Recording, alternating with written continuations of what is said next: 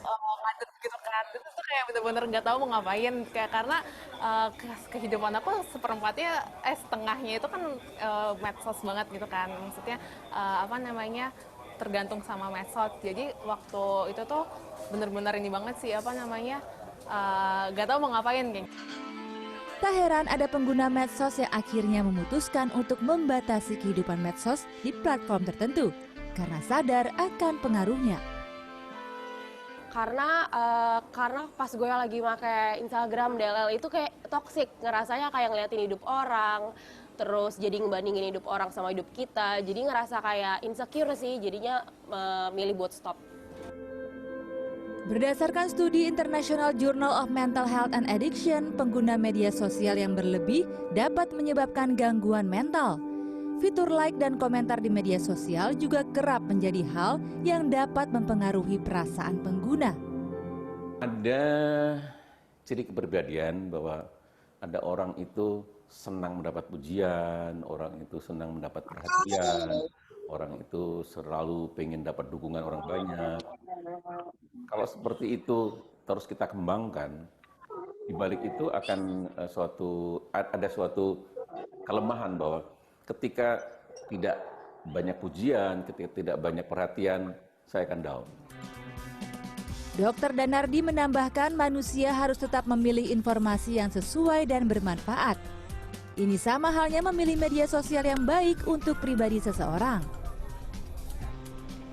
Kondisi dan reaksi psikologis seseorang berbeda-beda pada isi media sosial.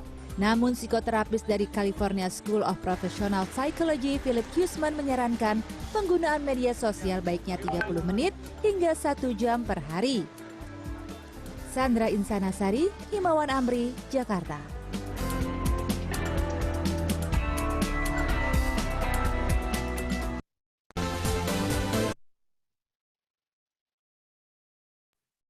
Oke, untuk doa pembuka sebelum kita masuk dalam persekutuan kita, minta tolong Laser Ruli untuk membuka dalam doa.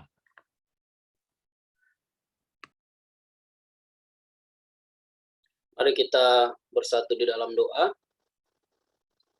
Bapa yang baik, Bapa yang kami puji hanya di dalam nama Tuhan Yesus Kristus. Terima kasih kami pada malam hari ini akan memulai ibadah pasutri kami. Biarlah Engkau sertai, Engkau berkati dari awal hingga akhir ibadah ini. Dan biarlah apa yang disampaikan lewat pesan-pesan firman Tuhan pada malam hari ini boleh kami terima dengan baiknya dan boleh kami lakukan di dalam setiap kehidupan kami. Terima kasih Tuhan Yesus, ini ucapan syukur kami sudah siap untuk beribadah. Hanya di dalam nama Tuhan Yesus Kristus kami berdoa. Haleluya, amin. Amin. Puji Tuhan. Thank you, Laser Ruli. Kita mau apa? Sekarang nyanyi ya. Nyanyi dulu deh anak-anak ya. Dalam pujian dulu. Nah, kita pujian dulu. Mari bersama-sama kita angkat satu pujian saat ini ku datang lagi. Ya, kita bersukacita kita bisa datang bersama-sama untuk ketemu ya walaupun di udara.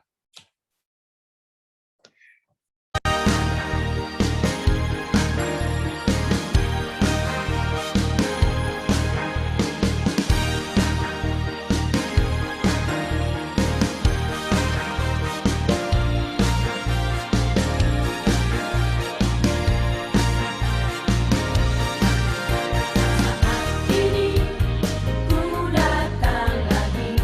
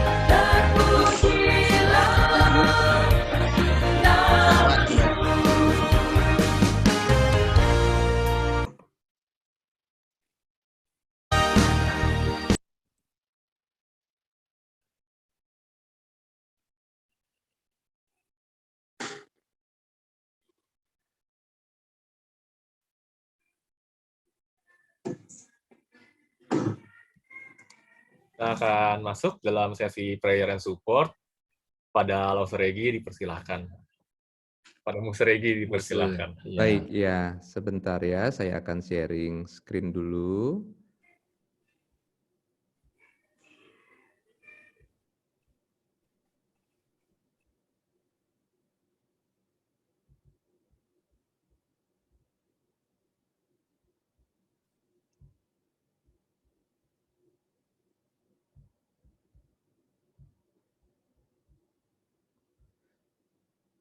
Jemaat yang dikasihi Tuhan, kita pada malam hari ini sebelum kita melanjutkan persekutuan pasutri kita dalam rangka seminar bersama dengan remaja pemuda dan pasutri, kita akan masuk dalam satu doa syafaat pada hari ini khusus untuk mendukung beberapa pokok doa yang khusus kita akan mau naikkan kepada Tuhan. Menjadi satu rasa kita kebersamaan kita, saling dukungan kita kepada orang-orang ataupun jemaat Tuhan yang kita kasihi. Mari kita yang pertama kita akan berdoa bagi jemaat GKR yang sedang dalam masa pemulihan sakit COVID-19 ya. Kita bersyukur begitu banyak jemaat Tuhan yang sudah mulai pulih ya. Kita sangat berterima kasih kepada Tuhan, kita naikkan syukur kepada Tuhan, maupun juga beberapa jemaat yang masih terus berjuang. Kita patut untuk berdoa kepada mereka dan juga mendukung akan pemulihan mereka. Mari kita bersama-sama berdoa untuk pokok doa yang pertama ini. Mari kita buka suara, kita berdoa. Bapa dalam surga, kami menyerahkan untuk jemaat GKR secara khusus, jemaat Tuhan yang terkena dampak sakit terpapar COVID-19. Kami selalu bersyukur, berterima kasih kepada Tuhan untuk pemulihan-pemulihan yang semakin hari terjadi kepada mereka. Bahkan juga ada yang sudah sehat dan yang sudah negatif dan juga bisa beraktivitas kembali. Semuanya kami menyadari karena anugerah Tuhan. Berdoa juga bagi jemaat yang masih berjuang dalam masa kesembuhan, biar Tuhan cukupkan akan segala kebutuhan, baik obat-obatan, vitamin, dan juga makanan yang bergizi, bahkan juga keuangan ekonomi mereka. Biarlah Tuhan yang memeluk mereka, yang menolong, mencukupkan akan segala keperluan mereka. Terima kasih Tuhan, kami bersyukur, kami percaya kami punya Allah yang hidup, yang selalu sanggup, sigap untuk menolong, memelihara kehidupan anak-anaknya. Di dalam nama Tuhan Yesus kami berdoa. Amin. Jemaat Tuhan, kita juga menyadari selain kesehatan di dalam pandemi ini yang terganggu, yang bisa diserang kepada kita manusia, yaitu juga adalah ekonomi, finansial. Kita berdoa bagi jemaat Tuhan yang terkena dampak ekonomi dan finansial karena pandemi ini. Kita menyadari juga bahwa pada saat ini ketika pemerintah memberlakukan PPKM darurat, ternyata memang sangat ketat dan akhirnya berdampak juga kepada roda ekonomi bangsa. Dan itu juga mungkin saja bisa kena berdampak kepada jemaat Tuhan, ya. Jadi ada yang bisnis perusahaannya terganggu, bahkan juga menjadi karyawan juga harus berhenti kerja sementara ataupun terhalang, hambatan dan sebagainya. Mari kita berdoa biarlah di dalam masa-masa yang tidak mudah ini, biarlah anak-anak Tuhan, jemaat Tuhan tetap bersandar kepada Tuhan dan tidak bersungut-sungut kepada Tuhan dan selalu minta pertolongan Tuhan dan bersyukur kepada Tuhan. Mari kita buka suara, kita berdoa untuk pokok doa yang kedua. Bapa dalam surga, kami juga menyadari bahwa kehidupan kami juga cukup membutuhkan akan yang namanya ekonomi, finansial, keuangan untuk membiayai kehidupan sehari-hari kami dan keluarga. Tuhan, kami menyadari di masa-masa yang sulit ini dampak dari pandemi juga mulai dan juga bahkan sudah kami rasakan sejak dulu di dalam kondisi keuangan, finansial, keluarga dan juga bisnis jemaat Tuhan. Tuhan, mari kami dengan berseru hati, bersatu hati juga kiranya memohon kepada belas kasihan Tuhan. Di dalam masa-masa yang tidak mudah ini, biarlah jemaat Tuhan tidak mundur di dalam iman, selalu bersandar kepada Tuhan. Dan kami percaya juga Tuhan yang akan memelihara, mencukupkan mereka, dan juga menguatkan iman kami untuk boleh tetap teguh, percaya kepada pertolongan Tuhan. Tuhan, kami berdoa biarlah lambat laun pemerintah Indonesia juga terus bisa mengusahakan agar ekonomi kembali boleh berputar, dan kami percaya itu semuanya datangnya dari Tuhan. Terima kasih Tuhan, berdoa bagi jemaat kami yang terkena dampak. Tuhan berbelas kasihan kepada mereka, Tuhan yang memelihara kehidupan mereka dengan segala cara-Mu yang ajaib, Tuhan yang menolong setiap kami. Di dalam nama Tuhan Yesus kami berdoa dan bersyukur. Amin. Yang ketiga, jemaat Tuhan, kita mau berdoa juga bagi gereja, ya. Jangan sampai lupa, kita harus doakan gereja kita, gereja saudara-saudara juga yang ada di daerah Kupang, di Teluk Gong, yang di Pos PI Kota Damai Gresik, bahkan juga gereja tempat ladang pelayanannya hambanya, Guru Injil Susanti di GKY Puri. Kita berdoa bagi gereja yang untuk terus berusaha dan berjuang, memperlengkapi jemaat di dalam acara ibadah dan pembinaan rohani yang inovatif ya di dalam masa-masa seperti ini. Kita menyadari tidak mudah kalau kita yang sudah terlibat di dalam pelayanan online seperti ini, persiapan-persiapan dan juga kendala, selalu ada yang baru yang kita akan dapati. Tapi kita tidak khawatir, Tuhan selalu beserta dengan kita dan kita percaya Tuhan akan selalu menolong gerejanya. Mari kita berdoa bagi gereja Tuhan yang terus berusaha berjuang memperlengkapi jemaat di dalam acara ibadah dan pembinaan rohani dalam masa pandemi seperti ini. Mari kita buka suara, kita berdoa. Bapa dalam surga, kami menyerahkan untuk pergumulan gereja-gereja Tuhan di segala tempat di dalam masa pandemi ini adalah masa-masa yang tidak mudah bagi kami untuk berinovasi di dalam mewujudkan, memperjuangkan, mengusahakan satu pembinaan kepada jemaat Tuhan secara online. Berdoa biarlah hikmat yang daripada Tuhan boleh turun atas kami, para pemimpin gereja, boleh dengan sukacita juga boleh mengajak jemaat untuk tetap setia kepada Tuhan dan juga bertumbuh di dalam iman kedewasaan rohani. Terima kasih Tuhan, biarlah Tuhan pakai segala alat-alat multimedia, device yang ada, jaringan, biarlah untuk mempermuliakan nama Tuhan. Berikan kami kegairahan ya Tuhan, untuk selalu setia mencari Tuhan di saat dan di kondisi apapun. Terima kasih Tuhan, di dalam nama Tuhan Yesus kami berdoa dan mengucap syukur. Amin. Saya serahkan kepada Ko Santoso dan Edward. Doa. Ya. Terima kasih untuk Muster Regi yang sudah bantu kita untuk memimpin doa. Sebelum kita mau acara icebreaker, Kita saling sapa dulu. kita saling sapa dulu. Banyak nih ya, ada teman-teman dari Gresik, ya, ada Lause Erwin, ada Ibu Mida, ada siapa lagi ya? Kayaknya banyak juga nih.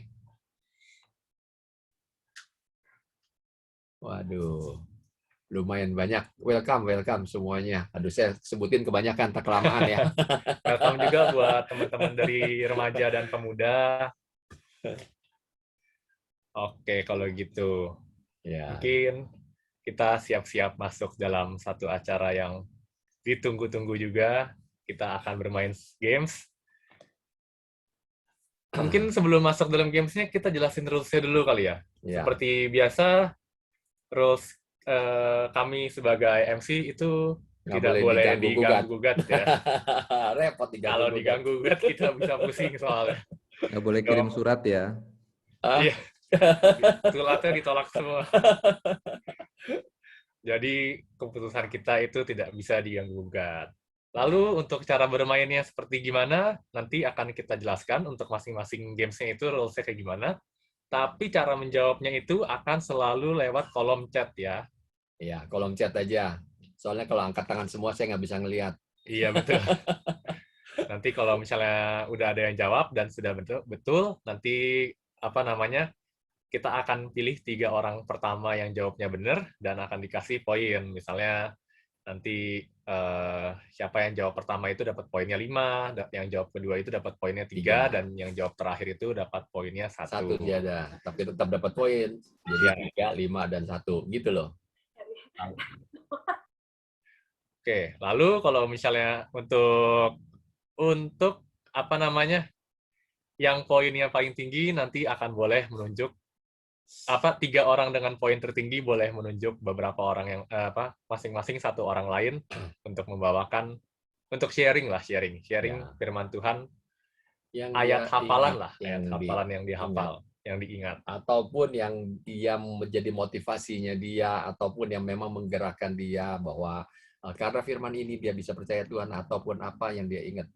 Oke. Menggerakkan dia. Kira-kira kayak begitu ya. Oke, mungkin untuk contohnya kita lihat di yang berikutnya. Nah, jadi kita untuk yang pertama ini akan bermain lengkapi ayat. Misalnya kita pakai contoh, next. Nah, kamu adalah garam dunia. Jika garam itu menjadi titik-titik-titik, dengan apakah ia diasinkan? Tidak ada gunanya lagi selain dibuang dan diinjak orang. Nanti boleh silahkan dijawab di kolom chat.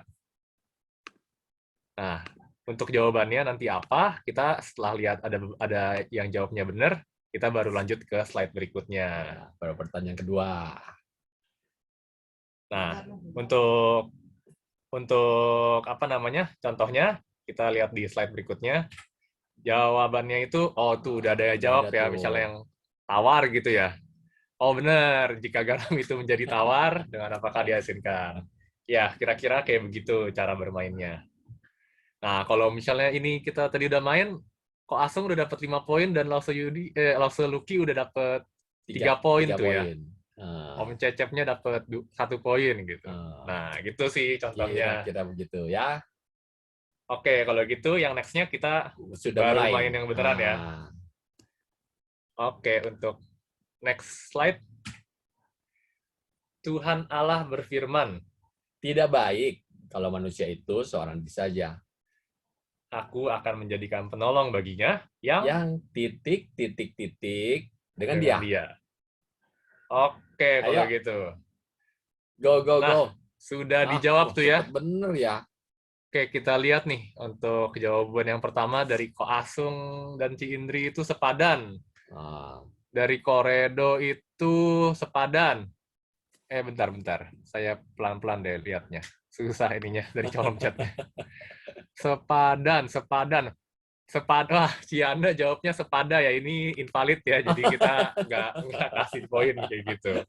Jadi untuk yang jawab pertama Ko Asung, untuk yang jawab kedua itu Koredo, dan yang ketiga itu Cinovika. Bentar, saya catat dulu. Jawabannya itu sepadan. Betul tuh, sepadan. Wah, mesti dicatat nih, 5, jangan lupa. Koredo 3, Cinovika 1. Oke, kita masuk ke next question. Saudara-saudaraku, adakah pohon ara dapat menghasilkan buah zaitun, dan adakah pokok anggur dapat menghasilkan buah titik-titik? Demikian juga mata air asin tidak dapat mengeluarkan air tawar. Oke. Ayo, ini buah apa nih? Ayo, sing cepet, ayo.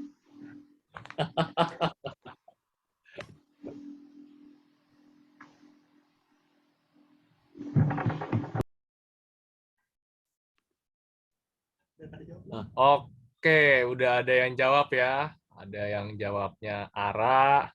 Kayaknya ara semua nih jawabannya. Oke, kalau gitu. Yang pertama siapa itu? Yang pertama jawab itu. Coba kita lihat dulu jawabannya ya. Kita buka ya. Lihat jawabannya. Jawabannya coba kita lihat. Nah, oke, betul. benar. Ara. Berarti yang pertama itu keluarga Timotius. Keluarga Timotius. Yang kedua itu Lause Lucky. Yang ketiga itu Ko Asung dan Ci Indri. Berarti perolehan poinnya Ko Asung dan Ci Indri jadi 6 ya sekarang. Ya, oke. Oke, next kita lanjut ke pertanyaan berikutnya. Nah, aku berkata kepadamu, sesungguhnya seorang hamba tidaklah lebih titik-titik-titik daripada tuannya, ataupun seorang utusan daripada dia yang mengutusnya. Oke, silakan. Oke, ada dua jawaban nih. Ada yang jawabnya tinggi, ada yang jawabnya besar. Nah, yang mana nih yang benar nih? Ini baru lebih ini nih. Lebih seru. Pilihannya ada 2 kali ini yang jawabnya. Oke, kayaknya udah lumayan banyak yang jawab ya. Kita lihat aja kalau gitu jawabannya apa. Oke. Tinggi. Tinggi ya kalau gitu. Siapakah yang tinggi? Nah, sesungguhnya seorang hamba tidaklah lebih tinggi daripada tuannya. Oke, untuk yang jawab tinggi yang pertama itu Koredo, berarti dapat poinnya 5. Lalu yang jawab selanjutnya Ko Asung dan Cindri ya besar, salah tapi ya. Om Marifat dan Ira. Lalu Lose Ruli sama Lose Erita, salah besar. Keluarga Timotius tinggi. Oke, kalau gitu. Waduh, ini Koredo mau memimpin dengan 8 poin ya. Oke, kita lanjut ke yang berikutnya. Apa berikutnya di kita ini? Nah, Oh, siapakah aku? Wah, ini siapakah aku? silahkan, Papi. Nah, ini Iya. jadi cara jawabnya itu nanti akan dikasih, apa namanya, dikasih kayak kita menggambarkan diri kita itu seorang tokoh di Alkitab. Betul. Tapi nanti silahkan dijawab, kira-kira ini tokoh apa? Tokoh siapa maksudnya? bukan Siapakah apa. aku gitu ya? Tapi itu pasti semuanya dari Alkitab ya, bukan dari dunia yang ada sekarang ini. Ntar bingung saya juga. Oke. Kita mau tahu nih kondisi kita sekarang gitu ya. Tentu kalau kita lihat nggak mudah, tapi sulit ya. Begitu juga aku, yang saat itu aku hidup di zaman pembuangan ke Babel, ya, di bawah pemerintahan Raja Darius. Tapi Tuhan menggerakkan aku untuk membangun rumah Tuhan yang sudah runtuh. Siapakah aku? Nah, ayo. Siapakah aku? Udah ada yang jawab. Udah ada yang jawab ya. Siapa aja nih yang jawab nih? Ada yang jawab Ezra, ada yang jawab Musa, ada yang jawab Daniel. Siapa nih yang benar nih? Ayo, ada lagi nggak? Banyak nih ya pilihannya ya. Ada Daniel, Ezra, Nehemia. Wah, saya ini. bukan dia nih ya.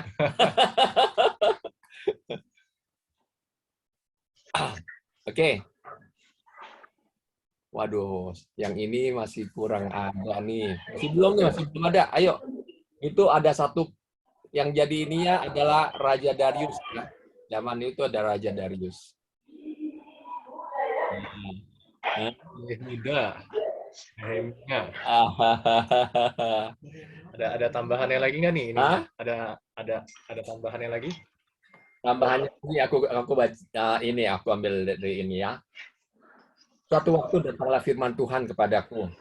Beginilah firman Tuhan semesta alam. Bangsa ini berkata, sekarang belum tiba waktunya untuk membangun kembali rumah Tuhan. Maka datanglah firman Tuhan dengan perantaranku. Bunyinya, apakah sudah waktunya bagi kamu untuk mendiami rumah-rumahmu yang dipapani dengan baik? Sedangkan rumah ini tetap menjadi reruntuhan. Nah, itu dia. Ayo. Wah, kayaknya sulit nih. Hah? Kita lihat 1 menit lagi deh ya. Kebanyakan 1 menit. 20.07 kalau nggak ada yang jawab. Kalau 20.07 tidak ada yang jawab benar, kita lanjut ke yang kedua. Nebukadnezar. Oke. Oke, wah ada banyak nih tiba-tiba jawab Hagai. Kenapa nih jawab Hagai? Benar ya? Waduh, hebat nih. Oke, kalau gitu. Siapa nih? Mungkin boleh dikasih tahu jawabannya siapa? Hagai, betul, Hagai. Oke, Hagai. Yang pertama kali jawab Hagai itu Titian Gea.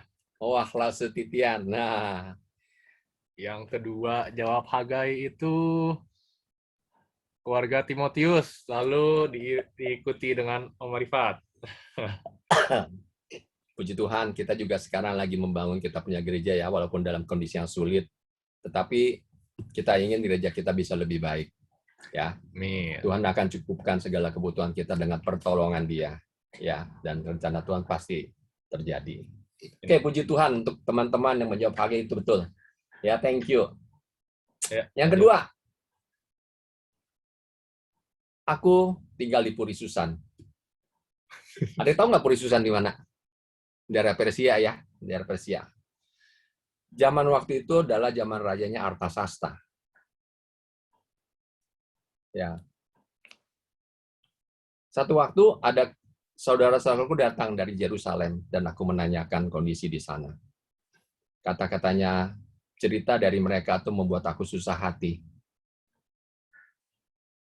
dan aku tergerak untuk membangun kembali tembok Yerusalem. Siapakah aku?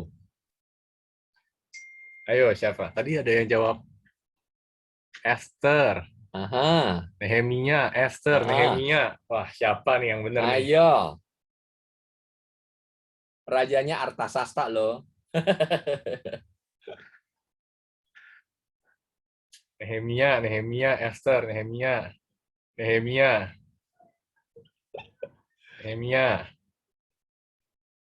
Oke, kalau gitu. Oke, udah banyak nih yang jawab nih ya. Nehemia. Jawabannya yang benar? Yang benar Nehemia. Oke, yang benar Nehemia. Ini bisa dibacain ayat Alkitabnya itu. Ya, ayatnya gitu. Suatu hari saudaraku Hanani datang dan aku bertanya tentang orang-orang Yahudi yang terluput dari penawanan. Kata mereka kepadaku, orang-orang yang masih tinggal di daerah sana yang terhindar dari penawanan ada dalam kesulitan besar dan dalam keadaan tercela. Tembok Yerusalem telah terbongkar dan pintu-pintu gerbangnya telah terbakar. Yaitu ketika Nehemia mendapatkan teman-temannya datang, saudaranya datang ya. Dan kalau tadi kita dikatakan membangun rumah Tuhan, ini dia membangun tembok Yerusalem. Ya, Oke. puji Tuhan. Yang pertama jawab benar itu Lausuluki, diikuti oleh si Novika, lalu Lause Febri ya. Wah, haleluya. Oke, kalau gitu. Lanjut pertanyaan yang terakhir untuk siapakah aku? Siapakah aku? Aku ini seorang murid Tuhan. Ya. Pada satu waktu Tuhan menyuruh aku menulis surat kepada jemaat Laodikia. Siapakah aku? Paulus, Yohanes. Yohanes. Yohanes. Aduh, Koredo beda sendiri nih ya. Ada lagi? Tadi saya yang jawab. Nggak mau ini. Yakobus, Yohanes. Oke. Yakobus, Yohanes. Ada lagi? Ada lagi siapa lagi? Hah? Nggak ada lagi jawaban yang lain?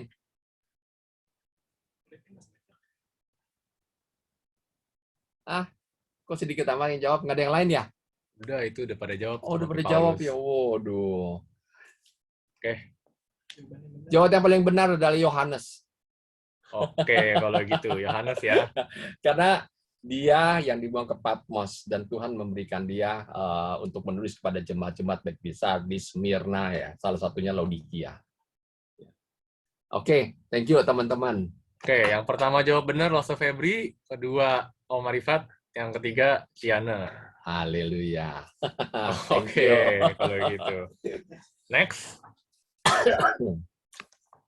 Nah, ini seru juga ada nih. tebak gambar. Kali ini tokohnya bukan tokoh Alkitab ya. Kita nggak tahu mukanya orang di Alkitab kayak gimana, tapi kita tahu jemaat kita mukanya kayak gimana. Jadi bisa ditebak-tebak kira-kira ini siapa Orang gitu. GKR lah pastinya. Orang GKR lah pastinya. Khususnya Gedong kali ya. Iya, orang Gedong. Ada orang ini nggak Kupang atau orang ini dari nggak ada ya? Oh, Ada orang aduh. Gedong di sini. Oke, kalau gitu. Bisa dilihat di next-nya. Nah, itu ini dia siapa kira-kira gambarnya mukanya siapa ini? Waduh, cepet amat yang jawab. Waduh. Oke. Kayaknya ini gampang sekali ya. Langsung, aduh. Oke, kalau gitu. Udah semuanya jawabnya Erita ya, Lause Erita. Bener nggak? Coba kita lihat bener atau enggak. Wis, bener ya, Oh, Lause iya. Erita. Yang pertama jawab Lause Rulinya. Oke. Wah. Mantap. Nggak salah berarti. Bagus. Lalu yang kedua, Otomdi ya. Yang ketiga jawab bener itu Ciika. Oke, lanjut. Cepet banget yang ini ya. Next, kalau gitu. Nah, ini kira-kira kupingnya siapa nih? Ada Ada anting ya? jambangnya, Oh, nggak ada kupingnya, ada rambutnya di tampak samping. Kira-kira siapa ini? Ini nggak cuma dari Pasutri ya nanti. Dipikir cuma dari Pasutri. Kan ini ada dari orang tua. Yud sama Teens juga. Orang Oh, tua. ya. Yud sama Teens. Kolita, Dedes. Nah, Remon, Kolita. Siapa nih yang bener nih? Ada lagi? Lause Jami. Waduh, ini kalau Lause Jami bener nih, Lause Rita belum jawab Lause Jami nih kalau misalnya bener. Iya nih, kalau seri itu mesti jawab nih kalau bener nih. Remon ya kalau gitu. Oke, kalau gitu kayak udah banyak nih yang jawab. Kita lihat aja kalau gitu slide berikutnya. Wis, Wah. Raymond ya. Kita lihat yang pertama jawab Raymond itu siapa? Cinovika. Oh, Michael Cinovika. Catat dulu, bentar. Lalu selanjutnya keluarga Timotius. Selanjutnya Ci Xian. Oke. Oke. Nah, yang terakhir. Dah. Kita lihat slide berikutnya. Ini kira-kira ini dia. matanya siapa ini?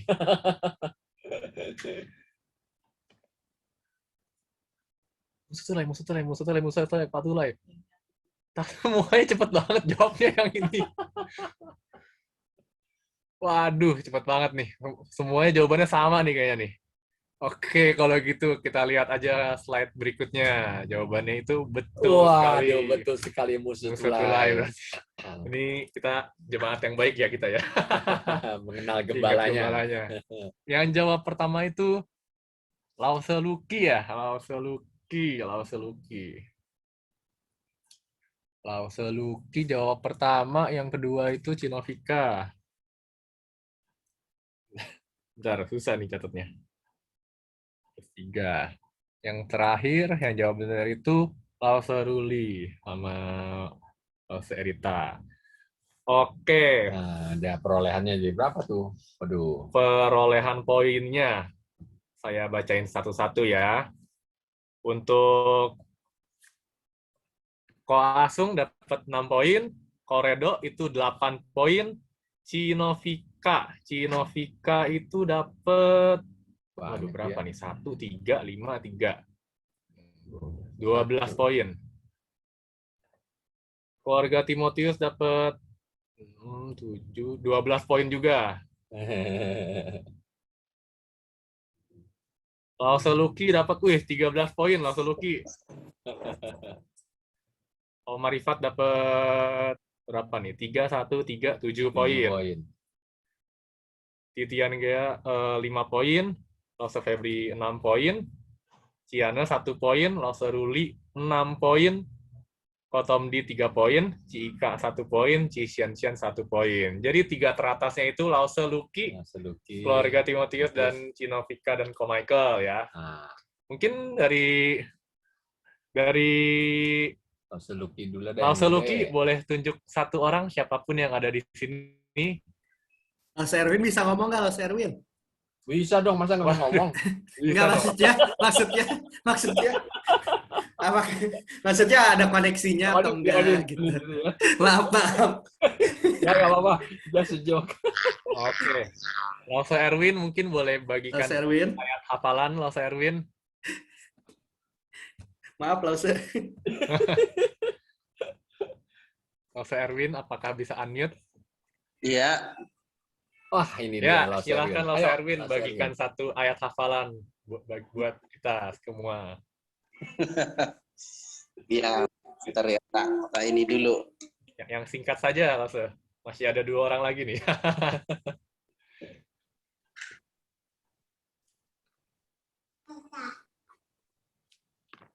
Bentar ya. Untuk keluarga Timotius dan keluarga Cinovika Ko Michael, boleh silahkan menyiapkan untuk orang yang mau ditunjuk juga ya.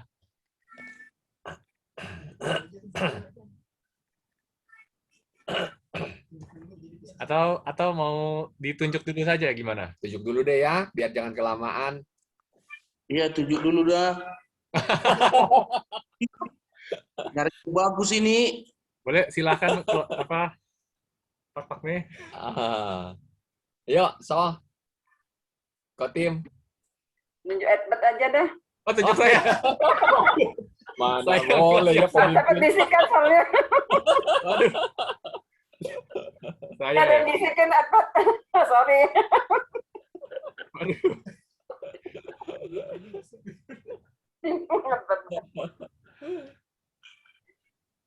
Saya saat Cinovika deh. Cinovika tunjuk siapa nih? Saya mau tunjuk tamu jauh dari Jogja. Oh, haleluya. Lisa.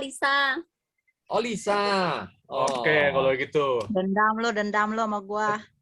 Wih. Bukan dendam, berbagi kesukaan. Betul. Berbagi firman Tuhan. Oke, mungkin Lase Erwin udah siap, Lase Erwin? Ya, bentar. Ini aku nyari-nyari kok susah ya. Waduh, Yang dihafal aja. Dihafal aja. Saya kalau gitu Cilisa siap Ngapain sih nih ngapain? sharing ayat hafalan. Sharing ayat hafalan terserah mau dari mana. Tapi ayat Alkitab ya. Mungkin kalau enggak saya duluan. Kalau aku ayat hafalan yang buat aku berkesan itu 1 Korintus 6 ayat 20. Sebab kamu telah dibeli dan harganya telah lunas dibayar. Karena itu muliakanlah Allah dengan tubuhmu. Gitu. Nah, tinggal Erwin atau Cilisa, siapa yang mau duluan?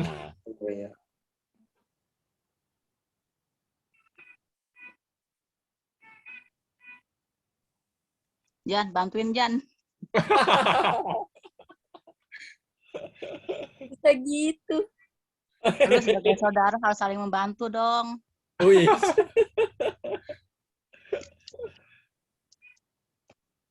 Apa? Gue gak tahu.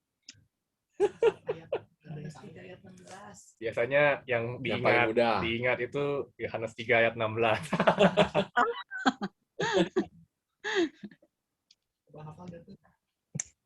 Ayo, gimana? Siapa? Lase Erwin, sudah ada Lase Erwin?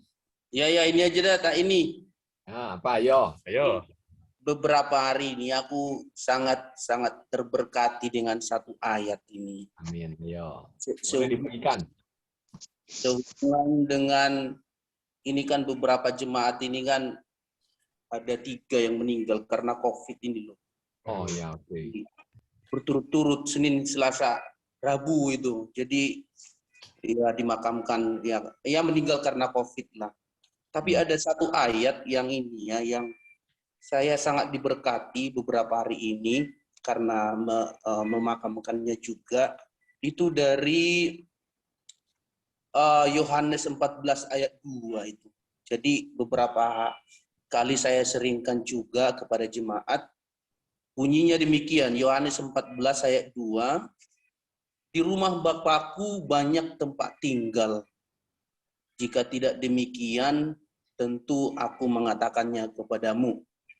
Sebab aku pergi ke situ untuk menyediakan tempat bagimu. Nah, itu ayat ini sangat memberkati saya dan memang saya tergerak untuk memberitakannya di saat-saat kematian dan juga pemakaman kemarin. Dalam hal ini yang menjadi suatu penguatan bagi saya, bagi jemaat juga, bahwa ternyata bahwa kematian pun tidak akan pernah menjadi sia-sia dalam hidup kita ini. Karena apa? Karena memang bahwa kematian itu ternyata akan mengawali kehidupan kita yang baru. Nah, itu dia. Oke, gitu. Terima kasih. Memberkati. Terima kasih. Yuk. Ayo, Lisa. Gilirannya Cilisa. Saya apa ya? Yang paling diingat-ingat itu pastinya 1 Tesalonika 5 ayat 8. Mengucap syukur dalam segala hal, sebab itulah yang dikehendaki Allah di dalam Kristus Yesus bagi kamu. Amin. Ya, mengucap syukur. Pagi hari bisa bangun, bisa bernafas itu sekarang itu udah puji Tuhan banget. Udah bersyukur banget. Sampai hari ini keluarga masih diberi kesehatan. tidak terkena COVID itu puji Tuhan banget, bersyukur banget. Iya. Udah untuk saat ini sih itu doang sih, bersyukur ya untuk diberi kesehatan deh sampai saat ini. Masih bisa kerja, itu juga apalagi bersyukur. Iya. Masih Anak-anak bisa sehat. makan, masih Suami bisa sehat. masih bisa semuanya lah. Itu sih bersyukurnya dalam semua hal. Itu yang diingat, selalu diingat bersyukur dalam keadaan susah maupun senang itu harus bersyukur. Amin. Amin. Itu aja. Oke, Oke, thank you, kalau gitu. thank you. Thank you Ya. teman-teman buat sharingnya. Dan partisipasinya. Oke, kita sebentar akan mendengarkan webinarnya yang akan dibawakan oleh Bu India Susanti. Nah, Sebelumnya kita sama-sama mau masuk dalam satu pujian Pujian. lagi. Boleh ditampilkan.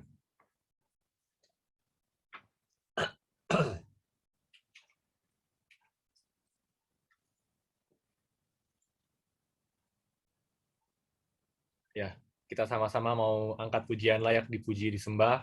Sebelum kita masuk dalam firman Tuhan, kita sama-sama siapkan hati kita.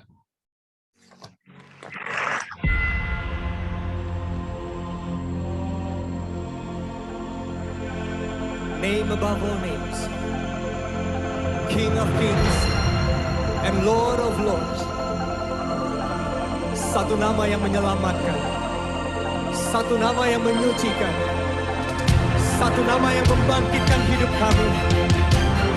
Nama Yesus Kristus Tuhan, Raja segala raja, Tuhan segala Tuhan.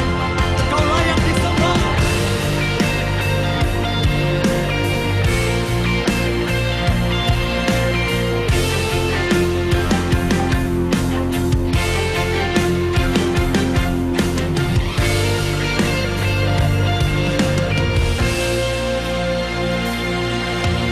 Alam semesta melukiskan kebesaran Tuhan, bumi dan surga menyanyikan kemuliaan namamu. Hosana,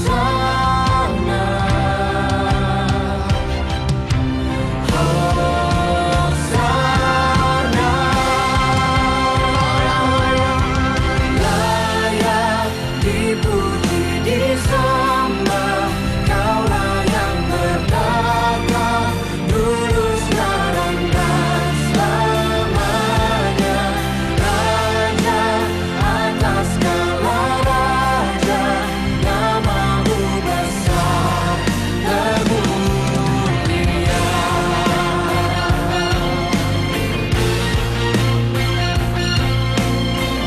Alam semesta tunduk pada namamu Tuhan.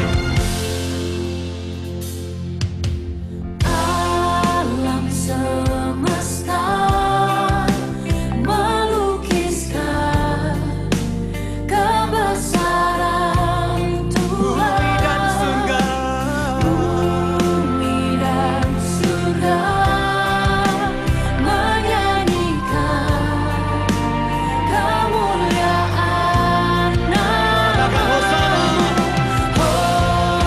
Hosana, Hosana, Hosana. layak dipuji disembah. Kaulah yang bertata, dulu sekarang dan selamanya. Raja atas segala raja, namamu besar kemuliaan.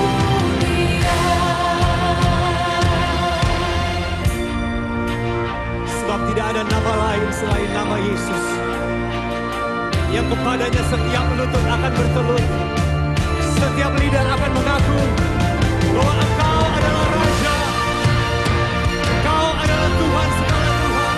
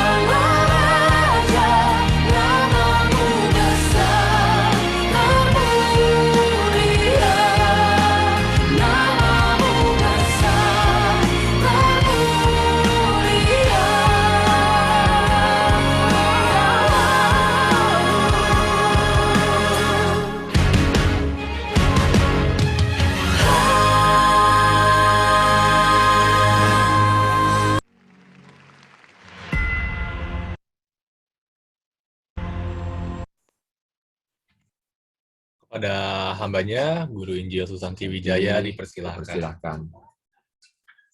Selamat malam Bapak Ibu, Saudara dan juga teman-teman. Terima kasih untuk kesempatan yang diberikan kepada saya.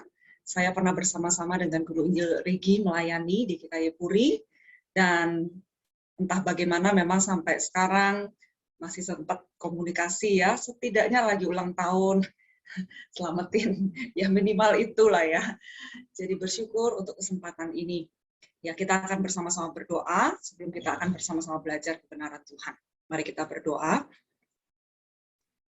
Bapa di surga, kami mengucap syukur sekali lagi bahwa di dalam dunia yang saat ini begitu maju, maka di tengah kesusahan di mana kami tidak bisa saling berkumpul satu dengan yang lain, kami masih bisa memanfaatkan kemajuan teknologi ini. Kami masih bisa saling menatap wajah satu dengan yang lain, masih bisa mendengar suara satu dengan yang lain, masih bisa tertawa bersama, meskipun kami tidak berada di dalam satu tempat yang sama. Dan saat ini Tuhan, kami ingin bersama-sama belajar kebenaran Tuhan. Kami rindu supaya Tuhan juga bekerja di dalam kesempatan seperti ini. Kami bukan hanya sekedar mau bertemu dengan teman-teman dan saudara seiman, tetapi kami juga mau mengalami karya Tuhan, campur tangan Tuhan, yang akan menolong kami sebagai jemaat Tuhan bertumbuh bersama, khususnya juga di dalam konteks keluarga-keluarga kami. Kami serahkan waktu di hadapan kami, mohon pertolongan Tuhan. Dalam nama Tuhan Yesus Kristus kami sudah berdoa. Amin. Rekan-rekan sekalian, nanti kalau seandainya ada masalah berkaitan dengan koneksi internet dan sebagainya, saya boleh dikasih tahu. Karena seringkali kita yang ngomong, kita nggak tahu apa yang terjadi di sana sebagai rekan-rekan yang mendengar ya. Saya akan bagikan tayangan untuk mempermudah kita mengikuti sesi pada saat ini. Dan seperti yang sudah disampaikan bahwa kita akan membahas bersama mengenai media sosial dan peran orang tua. Dan tentu karena saya sudah diberitahu bahwa ini konteksnya kita orang tua dan anak muda ya, generasi muda bersama-sama, tentu saya berharap kita semua sama-sama bisa belajar. Saya bukan hanya sekedar akan membahas dari sisi satu segi saja, karena tujuannya supaya kita bisa semua sama-sama bisa belajar ya. Tadi kita sudah mendengarkan sebuah tayangan yang baik di depan.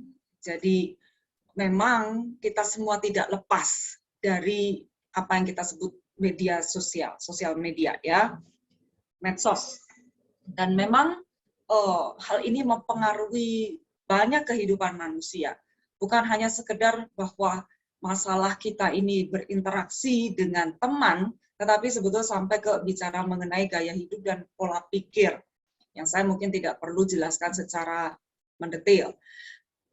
Mungkin hanya sekedar share saja bahwa saya ini merasa sebetulnya bukan orang yang sangat terikat dengan medsos, tapi tentu saya punya. Nah, sampai pada satu masa saya sempat bertahan untuk tidak pakai Instagram, karena saya merasa sudahlah, saya sudah ada Facebook, sudah cukup buat saya. Saya tidak perlu banyak lagi berinteraksi dengan platform yang lain. Tapi akhirnya toh saya buka Instagram. Bikin akun Instagram, ada momennya. Kenapa? Karena di masa pandemi ini, banyak teman-teman yang gaya hidupnya berubah, termasuk di dalam hal mereka kemudian berjualan. Saya pengen beli, belanja, jualannya teman saya. Dikasih tahu ya mesti dari IG. Dan akhirnya saya membuka akun Instagram, motivasinya itu bukan untuk saya untuk komunikasi, dan ini pun sebetulnya adalah bagian di mana kita terpengaruh dari gaya hidup masuk di dalam segala media sosial yang ditawarkan. Nah, teman-teman sekalian, Bapak Ibu Saudara sekalian, tentu di kalangan yang lebih muda, generasi yang lebih muda, pengaruh ini begitu terasa. Karena apa? Karena mereka memang lahir sudah di dalam kondisi ada teknologi digital, sehingga mereka sangat akrab sekali ya. Bahkan untuk generasi yang lebih muda itu mereka akan sangat kesulitan kalau mereka nggak ada yang disebut sebagai jaringan internet dan juga media sosial. Karena untuk sekolah mereka perlu itu. Bergaul dengan teman ya sarananya itu, mereka bukan lagi tulis surat. Lalu kemudian juga untuk mencari informasi, kalau nggak ada akses ke teknologi dan media sosial bagaimana? Dan mereka sudah tidak lagi mencari semua yang sifatnya masih fisik kertas, mereka membaca berita lewat situs, dan tentunya dengan kondisi demikian mereka punya kebebasan untuk memilih apa yang mereka mau baca, mereka mau tonton, dan waktunya juga mereka bisa tentukan sendiri. Makanya adalah perubahan yang sangat besar dibandingkan dengan masa-masa yang sebelumnya, di mana medianya tuh pembagiannya sama, misalnya kayak zaman dulu koran itu selalu ya pagi hari cetak, lalu kemudian beritanya ya mirip-mirip, tapi sekarang segala macam itu begitu beragam. Saudara sekalian, oleh karena itulah, jadi kita ini merasa kita berada di dunia sekarang berbeda sekali. Lalu saudara sekalian, ini ada survei dari Bilangan Research Center bahwa iya, ada media sosial yang lebih banyak diakses, begitu. Lalu kemudian juga tentunya ada perbedaan begitu ya. Ketika kita mengakses media sosial dan termasuk juga ketika kita bermain game. Tadi waktu kita menonton tayangan di awal, di situ disebutkan bahwa rata-rata berdasarkan survei orang pakai medsos itu sekitar 3 jam 26 menit sehari. Dan sebetulnya kalau bisa dikurangin paling banter ya sekitar setengah jam sampai 1 jam. Tetapi yang saya rasa ini menjadi bagian dari acara kita malam hari ini yang kita mau bahas bersama adalah berdasarkan survei sebetulnya yang lebih pengaruh berkaitan dengan konten media sosial lebih besar pengaruhnya daripada bicara mengenai intensitas penggunaan. Bukan berarti kemudian jadi intensitas penggunaan atau waktu itu menjadi tidak penting lagi ya. Jadi berarti boleh dong lama-lama asal kontennya bagus. Ya, sebagus apa? Ya, masalahnya begitu ya. Tapi yang pasti ternyata konten itu jauh lebih punya pengaruh ketimbang intensitas penggunaan. Nah, itu yang menjadi topik kita saat ini dan itu yang rupanya dipilih oleh rekan-rekan panitia di GKR Gedong ya untuk dibahas. Karena yang memberikan pengaruh itu memang adalah kontennya. Bukan lebih daripada sekedar intensitas atau waktu penggunaan. Nah, Bapak Ibu Saudara sekalian, jadi sekarang kita akan mencoba melihat secara garis besar. Jadi apa yang disebut medsos media untuk sosialisasi satu sama lain, dan ini dilakukan secara online. Jadi media sosial ini memang adalah wadah untuk bersosialisasi, berinteraksi. Cuman bedanya dengan kondisi yang fisik, yang on-site, yang bukan online, yang offline itu adalah ini tanpa dibatasi ruang dan waktu. Nah, ini penting untuk kita kemudian nanti bisa menindaklanjutin bagaimana berkaitan dengan konten. Lalu kemudian kalau kita mau pikir-pikir tujuannya orang medsosan ngapain? Nah, saya membagi 2 kelompok besar. Yang pertama itu yang sebetulnya tujuan atau fungsinya lebih sifatnya ringan atau relaksasi ya. Jadi untuk mengisi waktu luang. Lalu kemudian kita tentu untuk pertemanan. Jadi kemudian kita bisa berbagi apapun begitu ya. Kita bisa ngobrol. Dan bahkan yang tadi juga sudah disebut di depan itu adalah sarana untuk aktualisasi diri.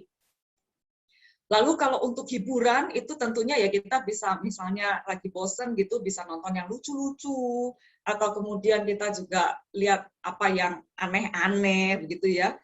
Jadi ini biasanya platform untuk ini adalah ya kalau nggak YouTube, Facebook, Instagram, TikTok, sama online game. Itu juga bicara mengenai hiburan. Nah, kalau yang lebih serius itu adalah kalau misalnya digunakan untuk cari info, baca berita, menyampaikan pendapat atau kritikan kepada institusi, instansi tertentu, begitu ya. Lalu yang lebih serius lagi kalau kita mau menerbitkan sesuatu, bahkan untuk cari kerja, atau bahkan juga untuk kita jualan. Ya. Jadi platformnya agak beda sedikit, jadi misalnya pakai Wikipedia, Twitter, blog, Instagram.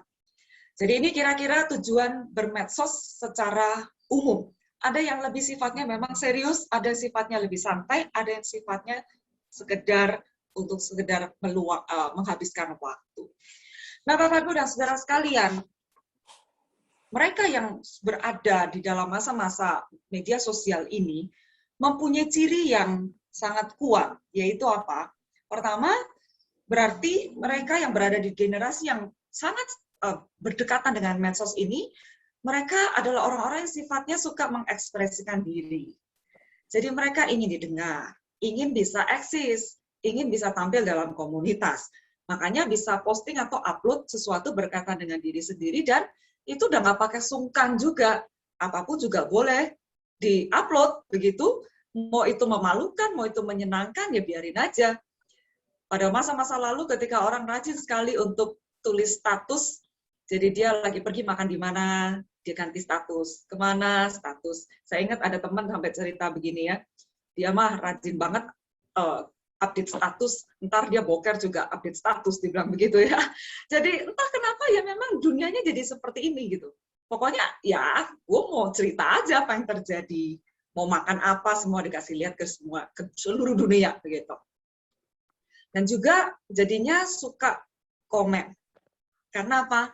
Karena generasi ini adalah generasi yang komunikasi interaktif. Jadi gampang komen, gampang nyeletuk, gampang untuk memberikan komentar. Dan ini luar biasa sekali ya. Saya ini lingkungannya ya kan, ya pasti di antara rekan-rekan hamba Tuhan begitu. Seorang teman tuh lucu sekali, dia cerita begini, waduh, saya ini menabur angin menuai badai. Karena apa? Dia ingin komen sesuatu yang berbeda pandangan dengan dia. Jadi dia memberikan komentar yang mungkin agak berbeda dengan yang lainnya. Ternyata dia diserang habis-habisan oleh yang lain gitu ya, karena dia berbeda, dia diserang habis-habisan sampai dia merasa kapok dah. Lain kali kok saya ikut-ikutan komen. Karena apa ya, memang terbuka untuk komen, dan komen itu pun bisa apapun juga. Bodoh amat lah pokoknya saya tulis begitu ya. Nah, rekan-rekan sekalian, di dalam generasi medsos ini juga yang paling kental itu bicara mengenai online game. Kenapa ini digemari? Karena yaitu kita bisa ngarang gitu loh, menciptakan, membuat idealisme karakter yang kita sukai. Lalu kemudian ya tentu kita keterlibatan pribadi sangat besar, namanya lagi main kok ya.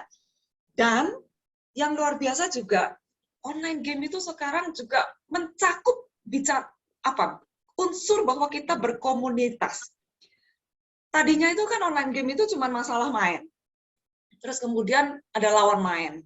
Lalu kemudian mungkin ditambah kita bisa mengetik texting gitu ya, obrolan, sampai akhirnya kita bisa ngobrol audible.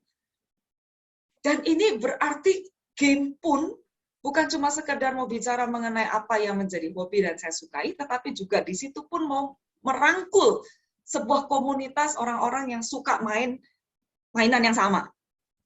Dan berarti di sini pun kembali kita melihat bahwa rupanya memang jejaring untuk kita berkomunikasi, berkomunitas itu sangat difasilitasi oleh media sosial.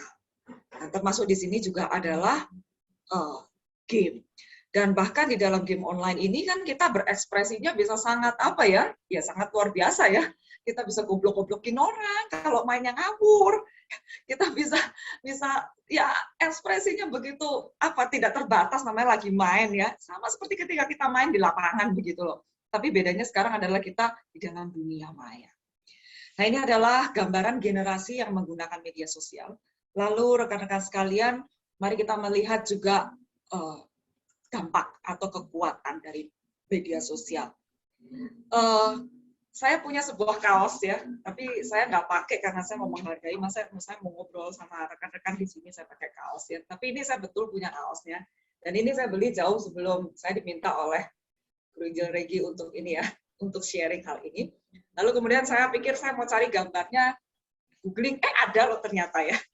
Nah, saya beli sebetulnya bukan lebih kepada tulisannya sih, saya beli karena diskon. Boleh dong ya. Tapi memang tentu ketika diskonan juga saya pilih yang message-nya baik. Ya karena ya saya setuju dengan tulisannya ini. Kita ini adalah apa yang kita kirimkan, apa yang kita sampaikan, apa yang kita bagikan. Jadi ya karena saya setuju dengan kaos ini, dengan message ini, ya kaos itu pun membawa message buat saya ya. Jadi saya belilah kaos itu ya. Dan ternyata apa yang kita kirim, apa yang kita bagikan itu bisa sangat kuat sekali, dan saya mau berikan sekedar contoh-contoh yang semoga ini adalah yang berkaitan dengan kita keseharian ya, nggak terlalu luar biasa yang di luar jangkauan kita. Nah, salah satunya adalah pada tanggal 14 Oktober 2019 yang lalu, seorang artis Korea, ya, Suli atau Choi Jinri. Ini adalah penyanyi, penari, model, MC. Dia pernah menjadi anggota girl band Korea FX, bunuh diri. Kenapa alasannya? Karena dia merasa tertekan dengan bulian dari para netizen yang jahat. Dia pernah mengatakan di dalam sebuah semacam talk show begitu bahwa ada saat-saat di mana teman-teman yang dekat dengan dia pun meninggalkan dia, dan kemudian dia merasa dia tidak punya orang lain di sisinya, tidak punya orang yang memahami dia, lalu dia merasa begitu hancur berantakan. Yang saya mau tunjukkan bukan masalah bunuh dirinya sebetulnya, tapi saya mau melihat bahwa ketika seseorang mempunyai account di dalam media sosial dan followernya luar biasa banyak sekalipun, saudara sekalian kita melihat bahwa itu tidak mengisi kekosongan hidupnya. Bahwa medsos ini tidak membuat Suli ini memiliki komunitas yang dia harapkan. Dan apa yang dia baca dari orang-orang yang membuli dia, netizen yang jahat itu sangat mempengaruhi dirinya, sampai dia merasa begitu terluka, sampai akhirnya dia memilih untuk bunuh diri. Medsos ternyata tidak bisa mengisi kebutuhan akan orang, akan kasih yang ternyata sebetulnya dia butuhkan. Selain itu, pengalaman seorang pemain sepak bola di dalam final Euro 2020 barusan. Marcus ini gagal mencetak gol di dalam adu penalti yang berakhir dengan kekalahan Inggris, Manchester United di dalam final. Saudara sekalian, kemudian Marcus ini dibanjiri hujatan yang sifatnya rasis dari para pendukung tim nasional Inggris. Dan dalam kondisi seperti itu, bedanya dengan yang dialami Suli tadi, artis Korea tadi, rupanya Marcus ini masih mempunyai jati diri yang cukup baik. Jadi dia kemudian mengatakan, karena ini yang dimasalahi jadinya urusan ras, bahwa dia tidak perlu merasa malu atau bersalah dengan jati dirinya. Dan yang bersyukur rupanya tetap Marcus ini punya banyak pendukung yang kemudian mengirimkan komentar yang sifatnya positif, dan bahkan juga timnya juga demikian ya. Jadi Asosiasi Pesepak Bola Profesional Inggris itu kemudian mencoba untuk menindaklanjuti hal ini. Katanya nih ya, berdasarkan media yang saya baca, sekitar 1.900-an tweet itu yang punya nada melecehkan atau menghina secara rasialis di dunia maya. 1.900-an orang. Saudara sekalian, dan akhirnya ditindaklanjuti secara serius. Kepolisian bekerja sama dengan pihak sosmed, Facebook, Instagram, dan Twitter, berusaha untuk melakukan penyelidikan kepada mereka yang bertanggung jawab terhadap hal pelecehan rasial ini ya. Dan di sini berbeda dengan yang sebelumnya. Kalau yang sebelumnya itu kan Suli menjadi korban ya, ketika dia membaca, dia melihat medsosnya, dia menjadi korban. Kali ini saya ingin menunjukkan bahwa apa yang kita sampaikan itu bisa sangat merusak orang lain. Dan itu bisa sangat menyebar, mempengaruhi yang lain. Dan rupanya, tetapi kalau ada juga pihak yang bisa melakukan kebalikannya, yaitu membangun, maka itu pun juga bisa meluas. Semua orang juga bisa melakukan hal yang sama. Maka kesimpulannya, rekan-rekan sekalian, dari beberapa hal yang tadi saya bagikan. Yang pertama, yang kita sampaikan itu sumbernya dari dalam. We are what we share, we are what we post. Jadi berarti, ketika kita sebetulnya ngetik komen, ketika sebetulnya kita mengupload sesuatu, segala sesuatu itu sebetulnya intinya dari dalam diri kita. Lalu kemudian yang kita baca itu juga bisa pengaruhi diri kita, entah negatif entah positif. Lalu yang kita sampaikan itu berpengaruh kepada orang lain, bisa negatif bisa positif. Dan ini semua akan juga menjadi bahan pembelajaran buat kita, entah kita sebagai pihak yang secara aktif menggunakan, atau kita yang secara pasif membaca. Ya, jadi aktif berarti kita rajin upload dan rajin posting, pasif adalah kita yang sering membaca. Nah, selain ini kesimpulan yang kita bisa pelajari dari hal-hal yang tadi kita lihat, ada satu hal yang penting di dalam medsos ini adalah bahwa apa? Kita bisa akses apapun sesuai dengan keinginan. Gak ada batasan. Dan kita bisa pilih sendiri konten yang ingin dilihat. Ini penting sekali. Karena apa? Karena pada saat kita bisa pilih apapun juga, berarti sebetulnya kita itu sangat penting untuk punya sensor sendiri. Medsos itu ada yang memang sudah ada bagian sensornya. Ya mungkin seperti Google dan YouTube, itu ada yang nyensorin. Jadi yang terlalu negatif itu mungkin mereka akan hapuskan. Ketika kita di dalam pelayanan ya, kita menggunakan sebuah lagu, kalau kita nggak kasih keterangan mengenai mungkin entah seperti hak cipta dan sebagainya, kadang-kadang punya kita juga bisa di-ban sama YouTube kan. Jadi mereka masih punya sensornya. Tetapi ada begitu banyak situs yang lain, termasuk yang sifatnya pornografi, itu yang nggak pakai disensor punya. Dan ini yang merupakan concern kita. Rekan-rekan sekalian, kenapa ini menjadi concern kita? Karena firman Tuhan tuh mengatakan begini, kita ini mesti menjaga hati kita. Karena dari situlah nanti itu efek ke yang lain-lain semuanya. Dengan kondisi kita dapat mengakses apapun sesuai dengan keinginan kita, kita bisa milih tontonan atau konten yang kita lihat, nah semuanya itu akan masuk begitu loh. Dan ketika itu sudah masuk, nanti itu akan terpancar keluar. Nah, firman Tuhan yang lain mengatakan begini, saya bacakan ya, dari Lukas pasal 6 ayat 43 sampai 45, karena saya hanya bisa memberikan sesuatu yang sifatnya prinsip-prinsip yang besar buat kita, baru nanti kemudian kita terapkan di dalam diri kita masing-masing.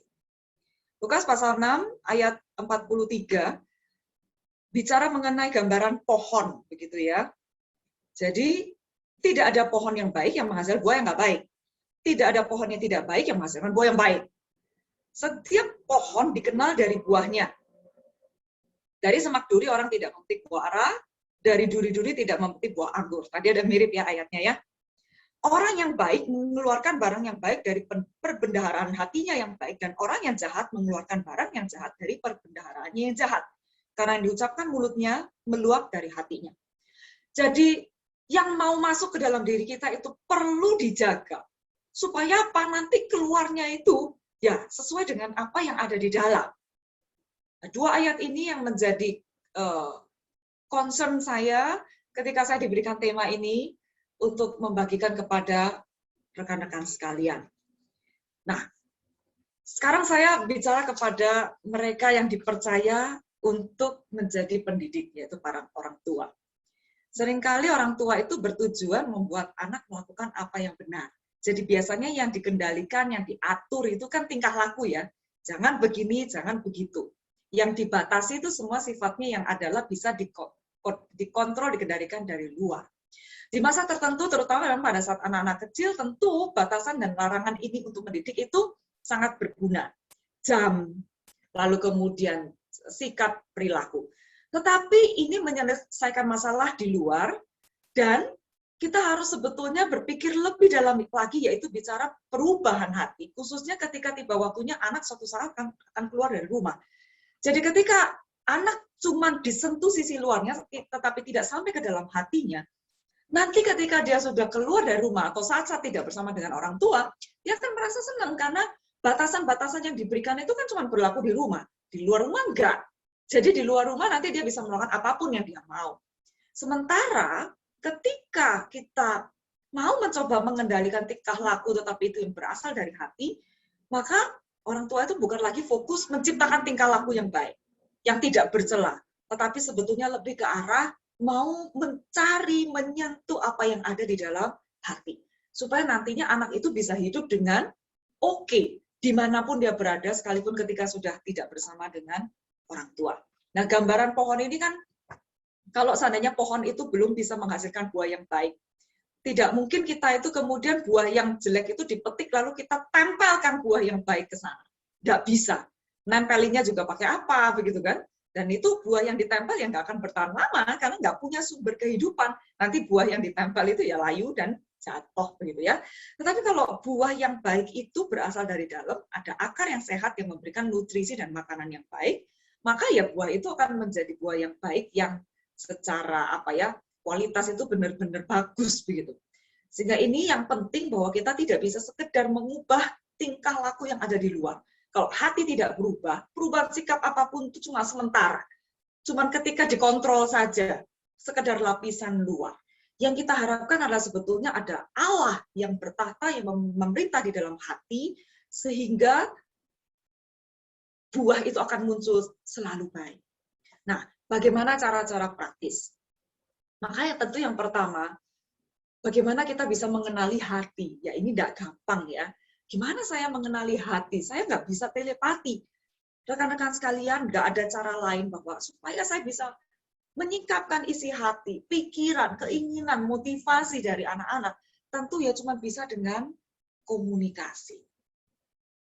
Nah, pada saat kita ini ya, di dalam dunia maya seperti ini, saya terpikir ya, kenapa sih kok anak muda tuh suka ya, chat, ngetik, apa begitu di dalam dunia maya. Saya merasa salah satunya, karena memang kita itu nggak perlu nggak perlu juga dikenali secara real gitu loh. Kan kita bisa ngetik itu sesuatu yang bukan tentang kita kan. Kita bisa bohongin orang nggak tahu kok. Kita bisa nulis apa aja dan kita bisa menjadi orang yang berbeda, orang nggak tahu. Kan tergantung apa yang kita kirim, apa yang kita ketik. Wow, ini sebetulnya adalah tempat bersembunyi yang sangat nyaman, makanya asik sekali berada di dalam dunia nyata. Kita itu nggak pernah merasa tersakiti, kecuali yaitu dibully tadi begitu ya. Kalau kita mendapatkan kata-kata yang kasar dan kotor begitu ya, itu bisa sakit hati. Tapi sebetulnya berinteraksi di dunia maya itu tampaknya mudah, simple. Selain itu bisa luas, tidak terbatas, kita bisa punya teman dari mancanegara dan sebagainya. Tapi rupanya kalau mengingat kisah tadi, artis Korea Sulia, ini membuka kemungkinan untuk kekosongan yang lebih mendalam lagi. Karena ternyata komunitas maya itu tidak bisa sepenuhnya menggantikan komunitas fisik. Sebetulnya komunitas di dalam dunia maya itu, di dalam keterbatasannya, bisa membantu, tetapi bukan untuk menggantikan sepenuhnya. Misalnya apa? Nah, kalau kita relasi sudah bagus, kita menggunakan WA video call, kemudian grup family untuk chat dan sebagainya, ya tetap bagus. Tapi bayangkan kalau relasi tidak bagus, penggunaan media sosial seperti itu juga nggak ada gunanya. Saya pernah mendengar para orang tua yang kesulitan untuk komunikasi dengan anak. Karena apa? Ya, dia kirim message, dia texting, dijawabnya cuma pakai simbol, cuma icon begituan.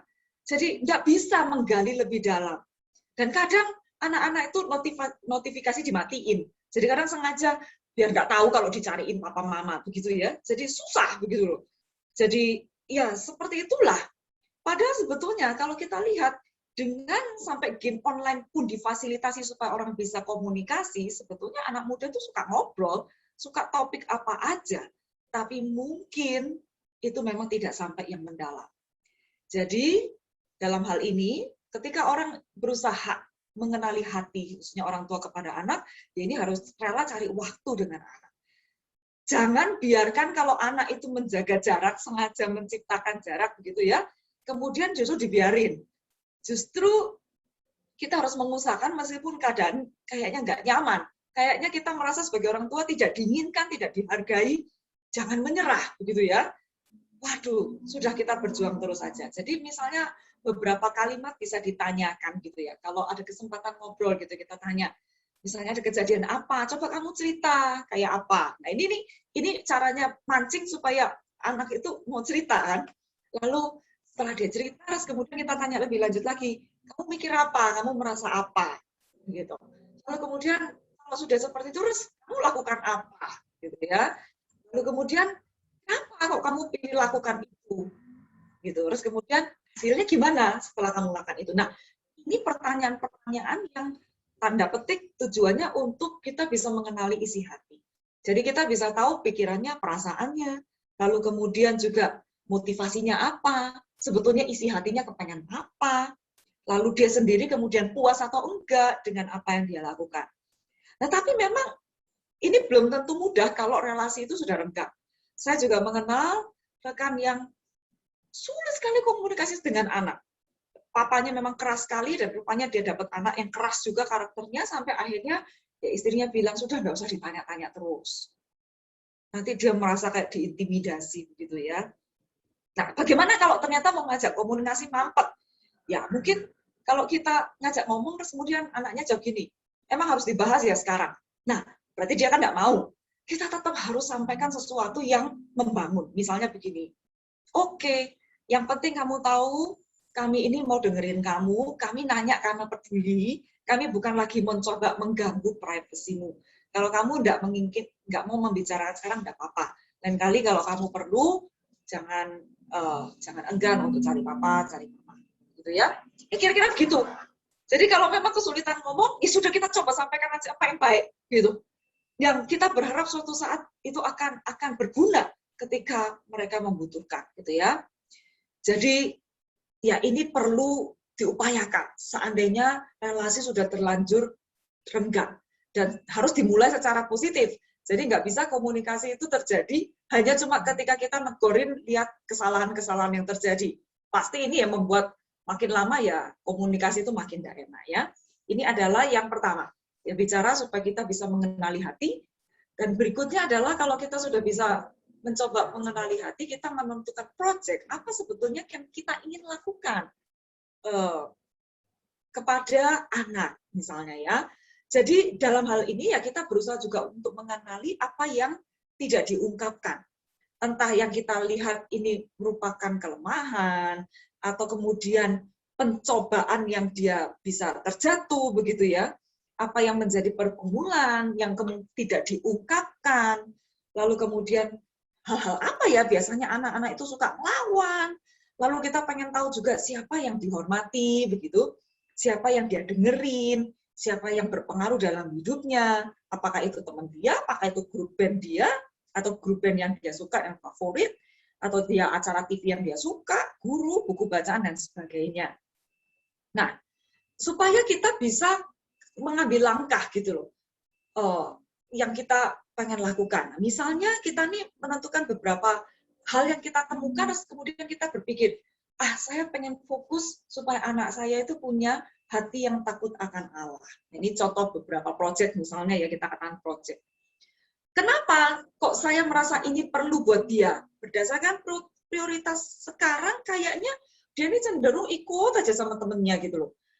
Ikut arus, lebih takut kepada manusia daripada takut kepada Tuhan. Dan punya keinginan yang untuk diterima itu begitu besar, takut akan teman sebaya. Misalnya begitu. Nah, lalu kita pikirkan, wah ya ini aja yuk yang kita mau bantu supaya anak kita boleh mengalami pertumbuhan. Ada juga mungkin kita melihat ada kebiasaan buruk berkaitan dengan penggunaan medsos. Misalnya itu, jadinya diajak ngomong susah lepas dari gadget dan sebagainya, terus kita berpikir, oke, kayaknya ini deh yang kita mau urusin, gitu ya. Ini yang mau dikerjain, gitu.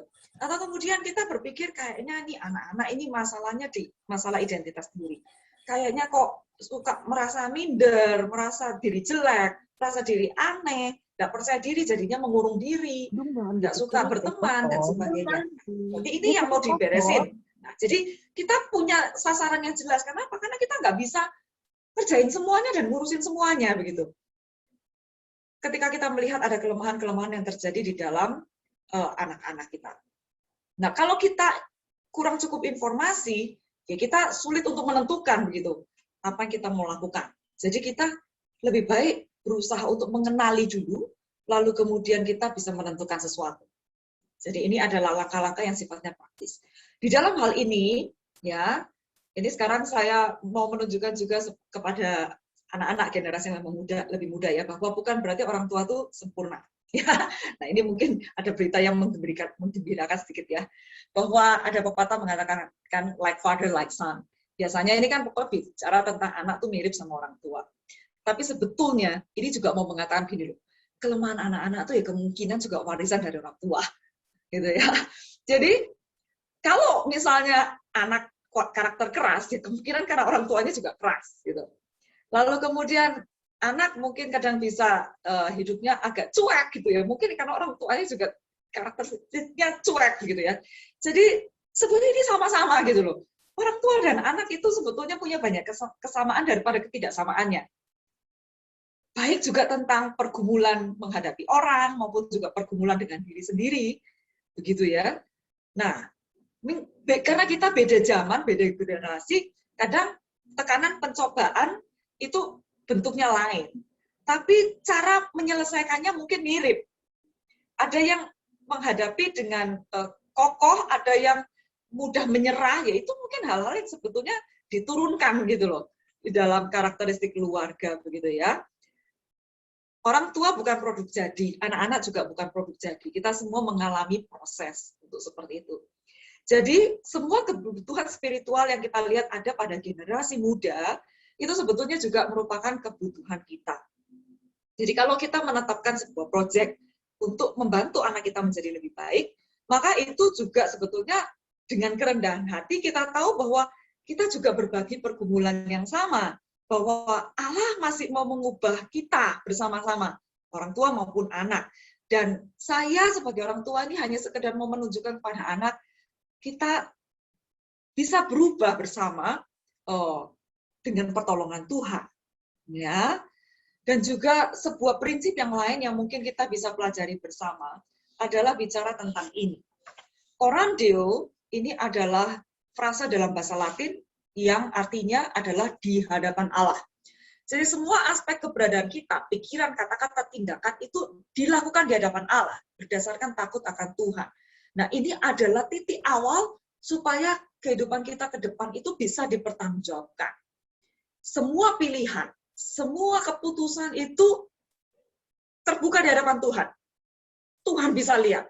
Tuhan nggak akan pernah bisa kita anggap Tuhan gak lihatlah, kita bisa sembunyi. Nah, ini baik generasi yang lebih tua maupun generasi yang lebih muda, kalau sama-sama punya pemahaman ini, itu akan menolong sekali untuk kita bisa sama-sama berubah menjadi lebih baik.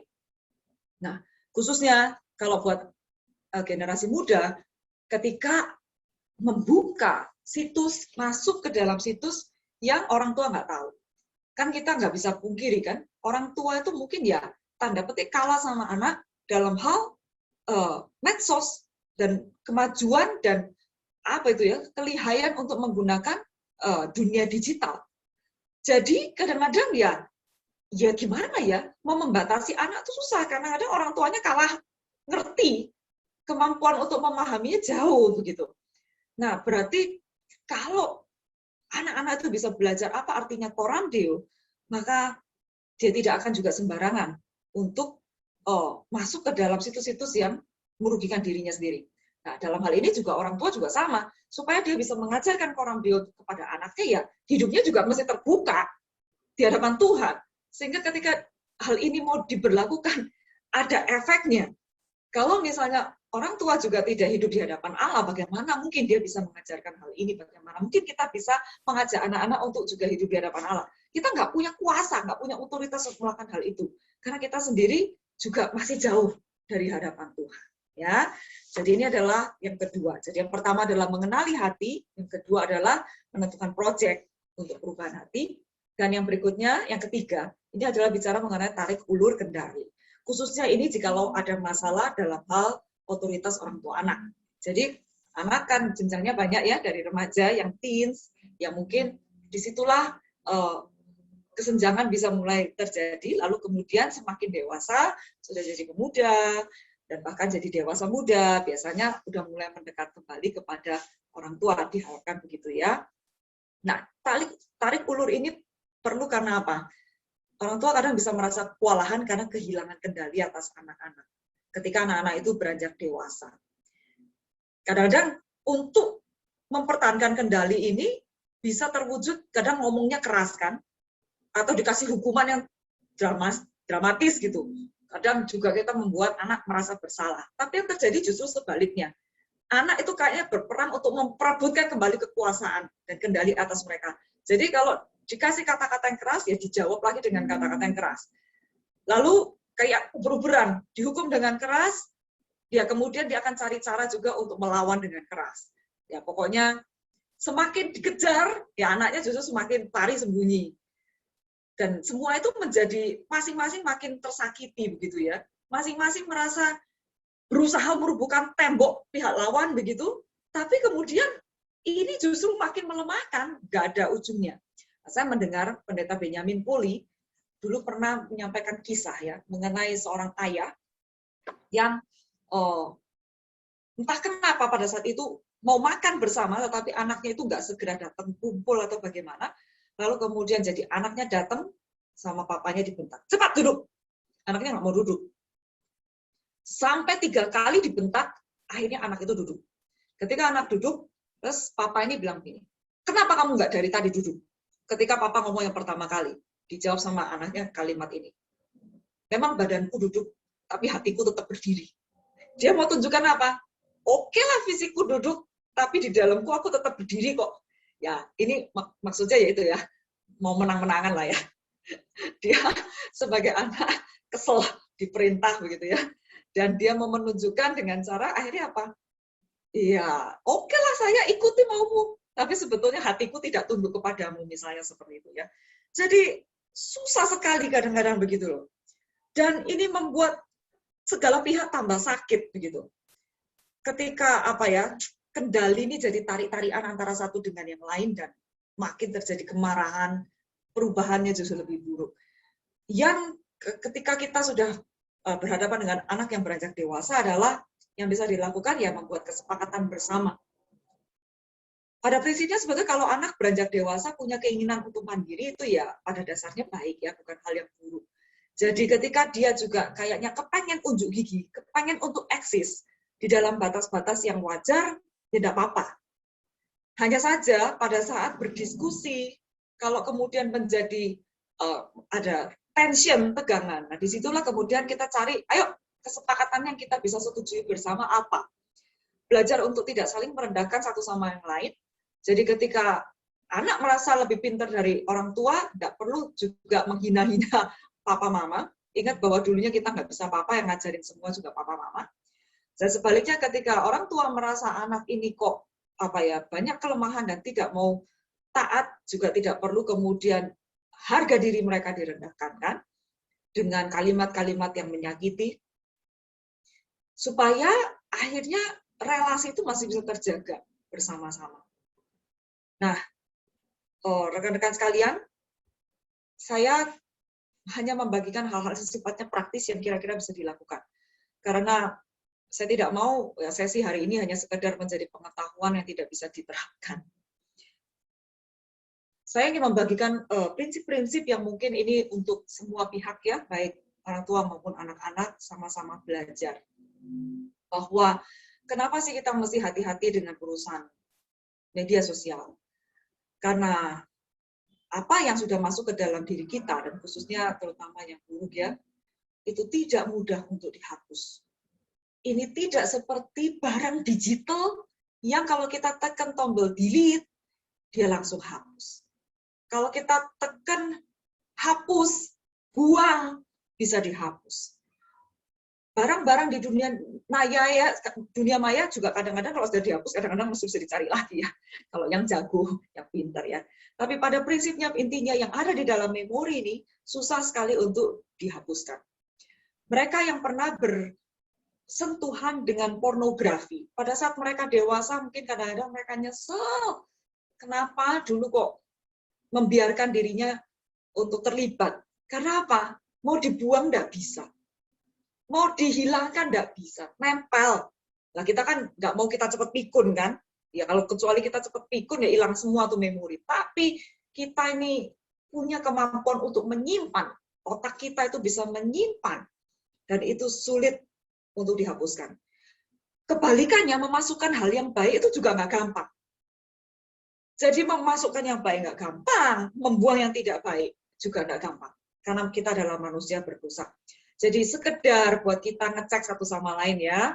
Jadi kalau misalnya kita ini terlibat di dalam media sosial, jadi mungkin kalau kita menggunakan media sosial, apakah dari segi waktu itu saya jadinya menunda atau mengabaikan sesuatu yang penting yang lain.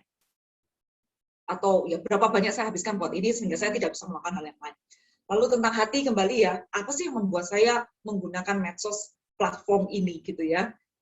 Gitu. Ada salah ketik sedikit ya. Apa yang membuat saya menggunakan atau terlibat di dalamnya? Apakah saya sedang melarikan diri dari sesuatu? Apakah saya menemukan kepuasan di dalamnya?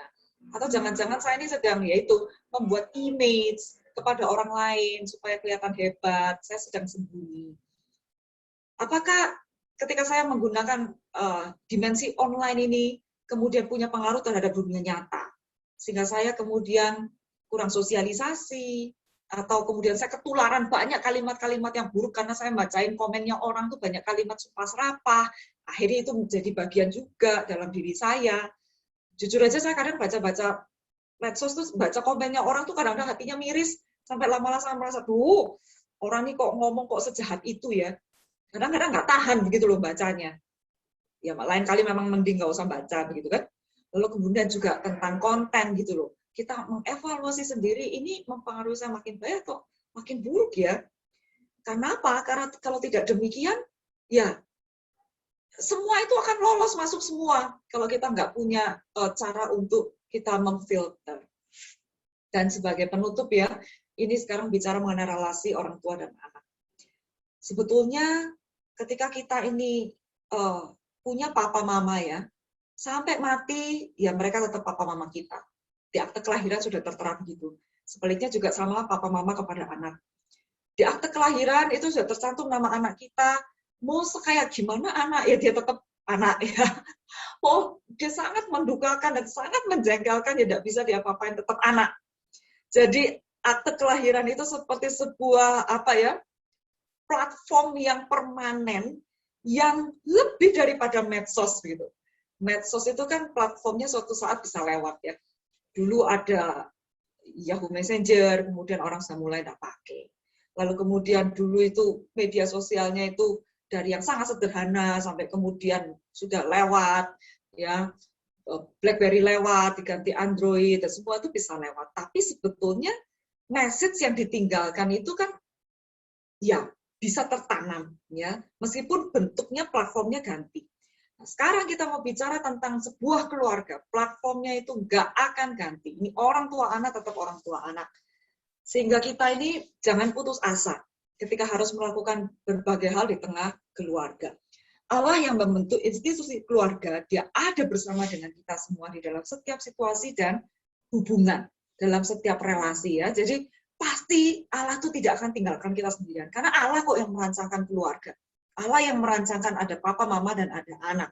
Jadi kalau kita rasa capek, beban berat, dia akan memberikan kita kelegaan. Dan kalau kita minta pertolongan Tuhan, kuasanya bekerja di dalam kita, maka dia bisa melakukan lebih daripada yang kita bisa lakukan, bahkan mungkin lebih daripada yang kita bisa minta atau pikirkan. Sekali lagi, orang tua bukan juru selamat. Kita nggak bisa membebaskan anak dari dosa, itu tugasnya Tuhan. Ya, Tuhan Yesus jadi juru selamat mereka. Tapi kita ini punya rekan, menjadi bagian rekan kerja Allah untuk menolong anak itu bisa memiliki Tuhan Yesus sebagai juru selamat mereka dan kemudian hidup di dalam kebenarannya dan kemudian bisa membuahkan hal-hal yang baik. Kiranya Tuhan menolong kita untuk boleh menjadi orang tua yang bersama-sama dengan anak bertumbuh dan mendampingi anak di dalam kehidupan keseharian. Sampai di sini yang saya bisa bagikan, saya serahkan kepada pemimpin acara.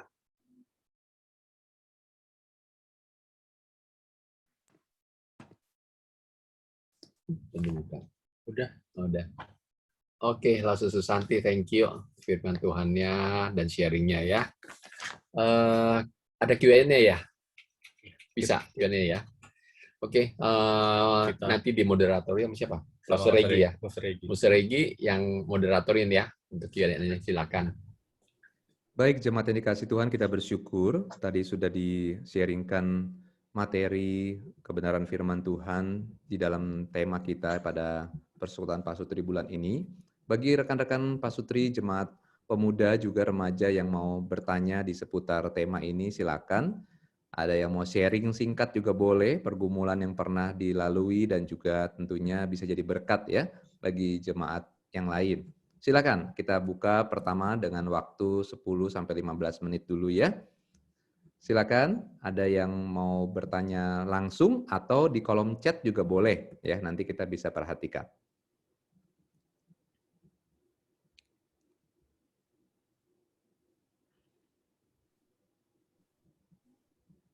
Kalau tidak ada yang bertanya berarti semua pada mengerti dan paham nih, puji Tuhan ya.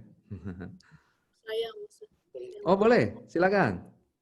Oke, Langsung aja ya. ya, terima kasih Ibu untuk pemaparannya. Pertanyaan saya, bagaimana peran orang tua ketika mendapati anaknya yang ketergantungan medsos, khususnya anaknya sampai mengalami insomnia. Contohnya tidur sampai jam 4 pagi. Begitu. Bagaimana solusi yang harus dilakukan orang tua? Adakah kiat-kiat khusus gitu yang perlu dilakukan? Terima kasih. Ya, terima kasih untuk pertanyaannya. Nah, jadi memang ini akan juga pengaruh ke usia anak ya. Karena ketika anak masih bisa didisiplin dengan cara gadgetnya diambil dan sebagaimana dan seperti itu misalnya, atau koneksi internetnya diputus, lalu kemudian mungkin pulsa nggak dikasih, ya itu mungkin sifatnya disiplin yang jangka pendek. Yang saya bilang tadi mungkin itu belum sampai merubah hati, tapi itu menunjukkan bahwa orang tua ini punya otoritas dan tidak mau anak ini terus berada di dalam kondisi yang seperti itu. Tapi kalau dia sudah lebih dewasa, dia bisa cari pulsa sendiri. Dan dengan demikian dia tidak perlu lagi wifi dari rumah misalnya ya. Jadi bodo amat koneksi internet diputus, dia bisa dapat ini sendiri untuk gadget dia, itu akan lebih susah. Kalau memang masih bisa diajak bicara, ya kita komunikasi, begitu ya. Tapi kalau memang sudah nggak bisa diajak bicara, saya rasa ya ini membutuhkan mereka yang lebih ahli, ya seperti seorang konselor seperti itu, untuk kemudian menolong, begitu. Karena kita tidak tahu apa yang sebetulnya menjadi akar masalahnya sampai dia itu sampai seperti itu. Kalau ini hanya sekedar karena game yang dia gandrungi, ya mungkin ya harus di stop dengan cara yang ya tadi agak barbar begitu ya. Tapi kalau sampai ini bicara misalnya ketergantungan atau keterikatan yang sifatnya sudah masuk ke area kejiwaan, mungkin dia sendiri memang sulit menghentikan begitu. Jadi harus ditolong oleh pihak yang ahli. Karena mungkin dia sendiri ya nggak tahu gimana ya, dia nggak bisa lepas ya. Nah, saya bukan seorang konselor, jadi seandainya rekan-rekan di sini para hamba Tuhan juga ingin membagikan, mungkin pernah menangani masalah yang serupa, dengan senang hati silakan boleh berbagi. Itu yang saya bisa bagikan dari saya. Terima kasih Guru Injil Susanti. Memang ada banyak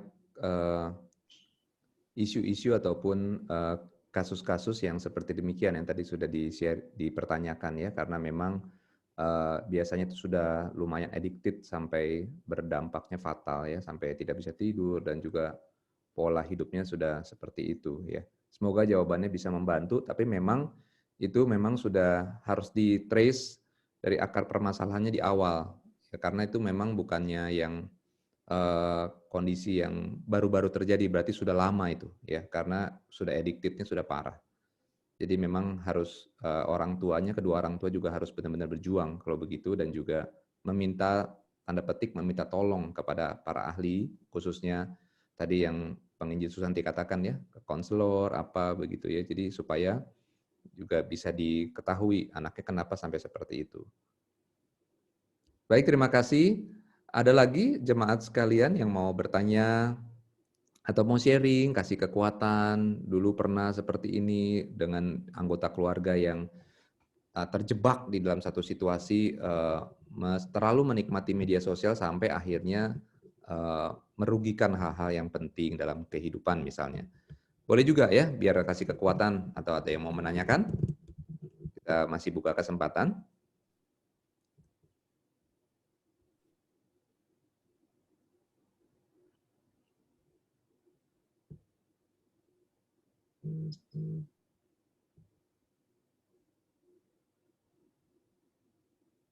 Mungkin jemaat GKR Gedong cukup oke. Puji Tuhan, amin ya. Ada lagi Bapak Ibu sebelum kita mau tutup sesi tanya jawab, kalau tidak ada?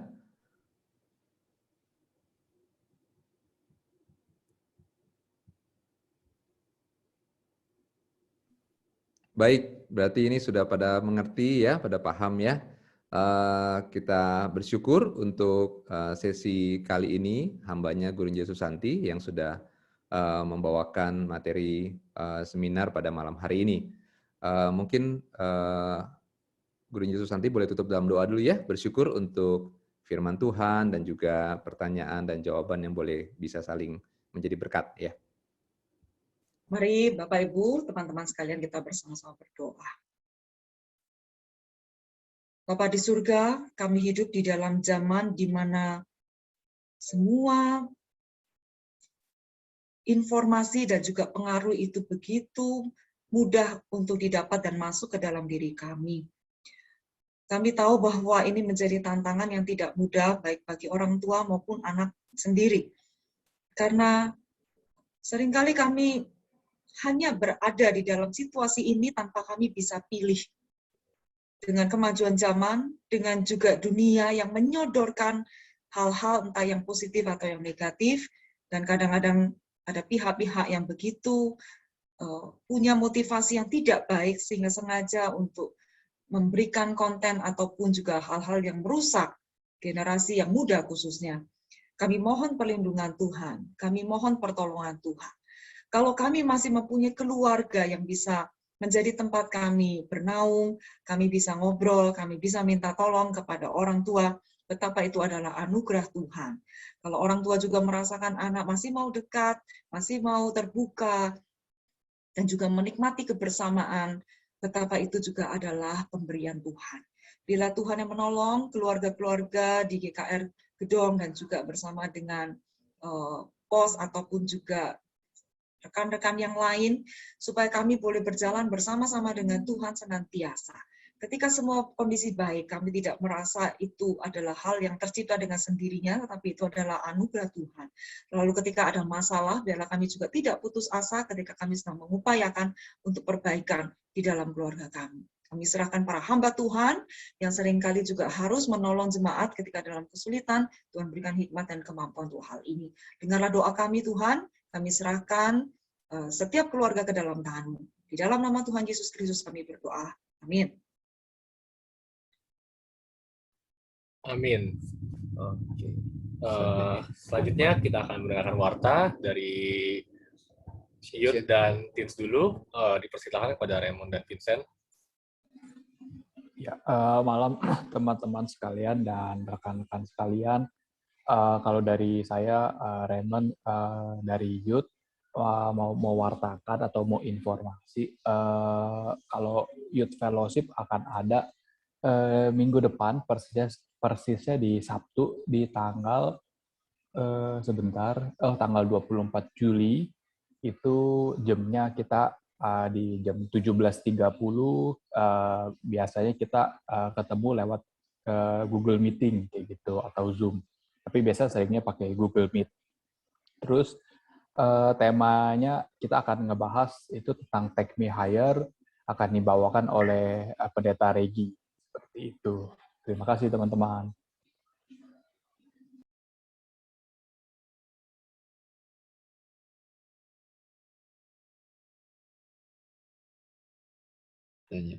Untuk warta dari Tins, apakah ada, Vincent?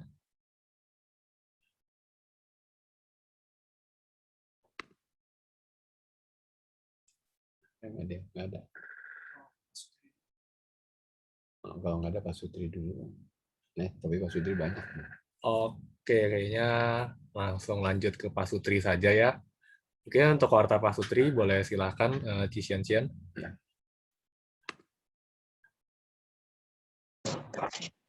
Malam rekan-rekan semua. Malam. Lagi. Malam.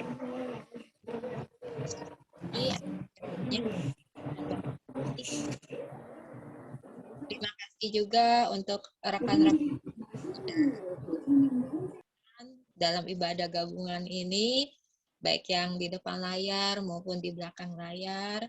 Ko Santoso, Egbert, Sam, Fredo, dan juga semua rekan-rekan yang tidak saya bisa sebutkan satu persatu, juga untuk para pengurus pemuda remaja, juga pengurus Pasutri, terima kasih. Juga saya mengucapkan terima kasih untuk rekan-rekan yang sudah ikut ambil waktu untuk ikut ibadah gabungan ini. Sampai jumpa di Pasutri bulan depan, minggu ketiga. Dicatat ya. Oh ya, hari ini Pasutri kita ada yang ulta loh. Risa, ada Risa nggak? Boleh buka videonya?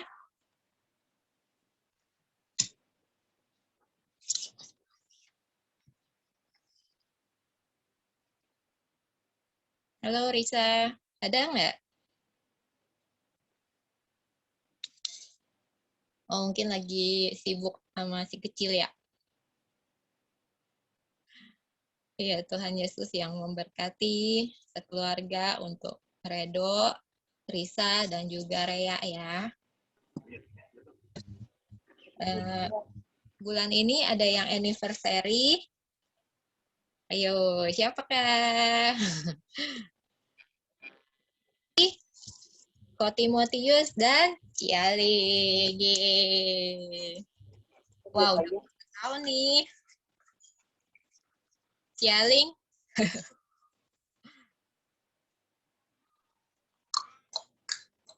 Sebentar. Sorry ya. Halo, Ci.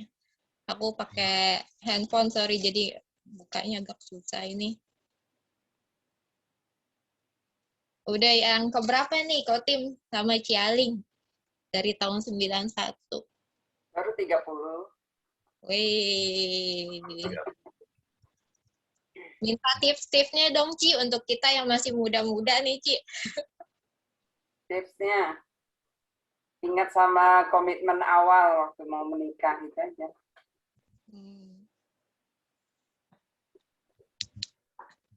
Kalau dari Kotim, apa nih, Ko? Pesan buat kita-kita, Ko?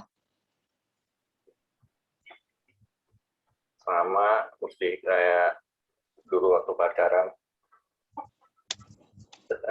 Kiss deh ya, Ko ya. Iya. Iya, thank you, thank you. Oke, sebelum kita tutup ibadah Pasutri kita, minta tolong semua boleh buka video ya, supaya bisa difoto. Jadi ada kenang-kenangannya nih kita sama pemuda remaja. Kan jarang-jarang kita bisa ngumpul.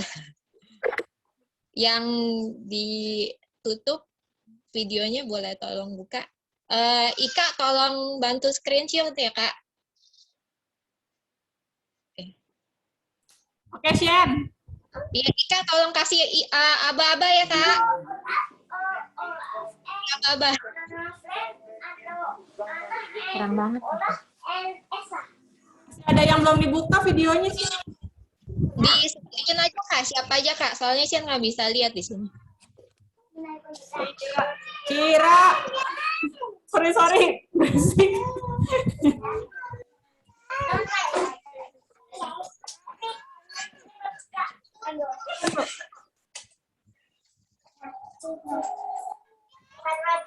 Oh, Cibela, Kira, minta tolong dibuka dong videonya. Ya.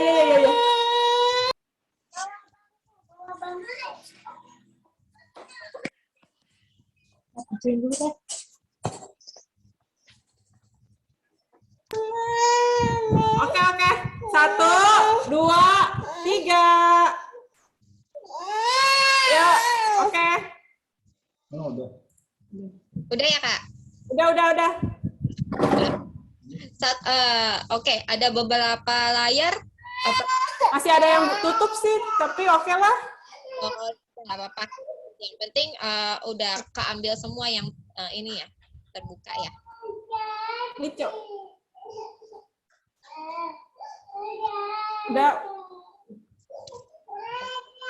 Sini. Untuk rekan-rekan pasutri yang juga pemuda remaja yang mau persembahan bisa di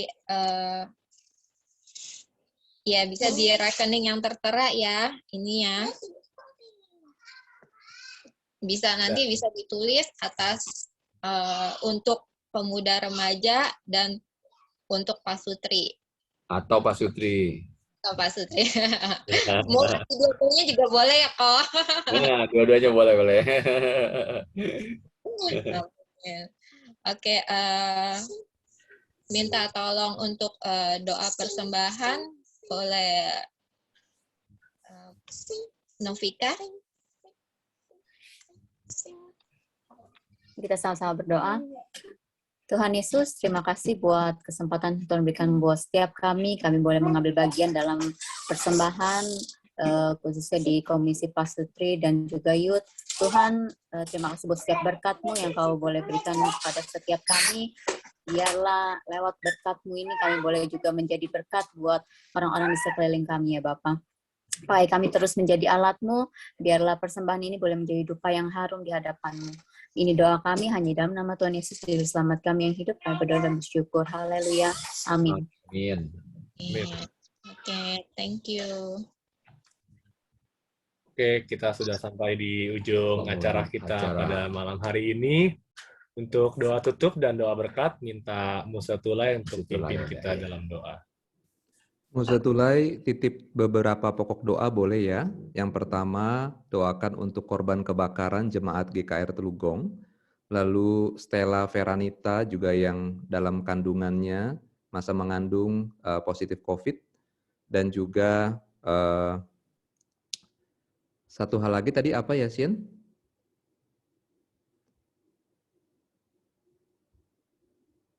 Itu aja dua ya. Itu aja Musa Tulai. Cie ya.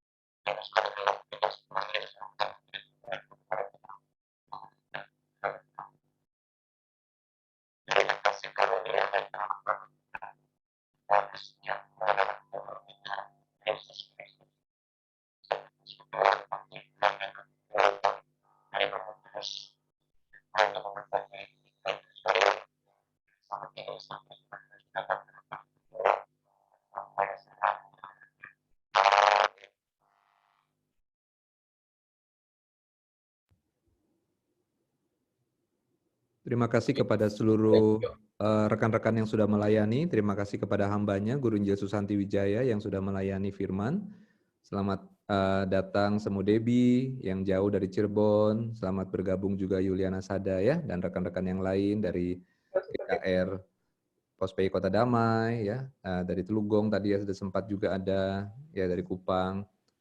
Kita persiapkan hati untuk besok juga beribadah kembali ya. Silakan saling tegur sapa ya, jemaat Tuhan. Selamat malam, Tuhan Yesus memberkati. Semuanya. Terima kasih.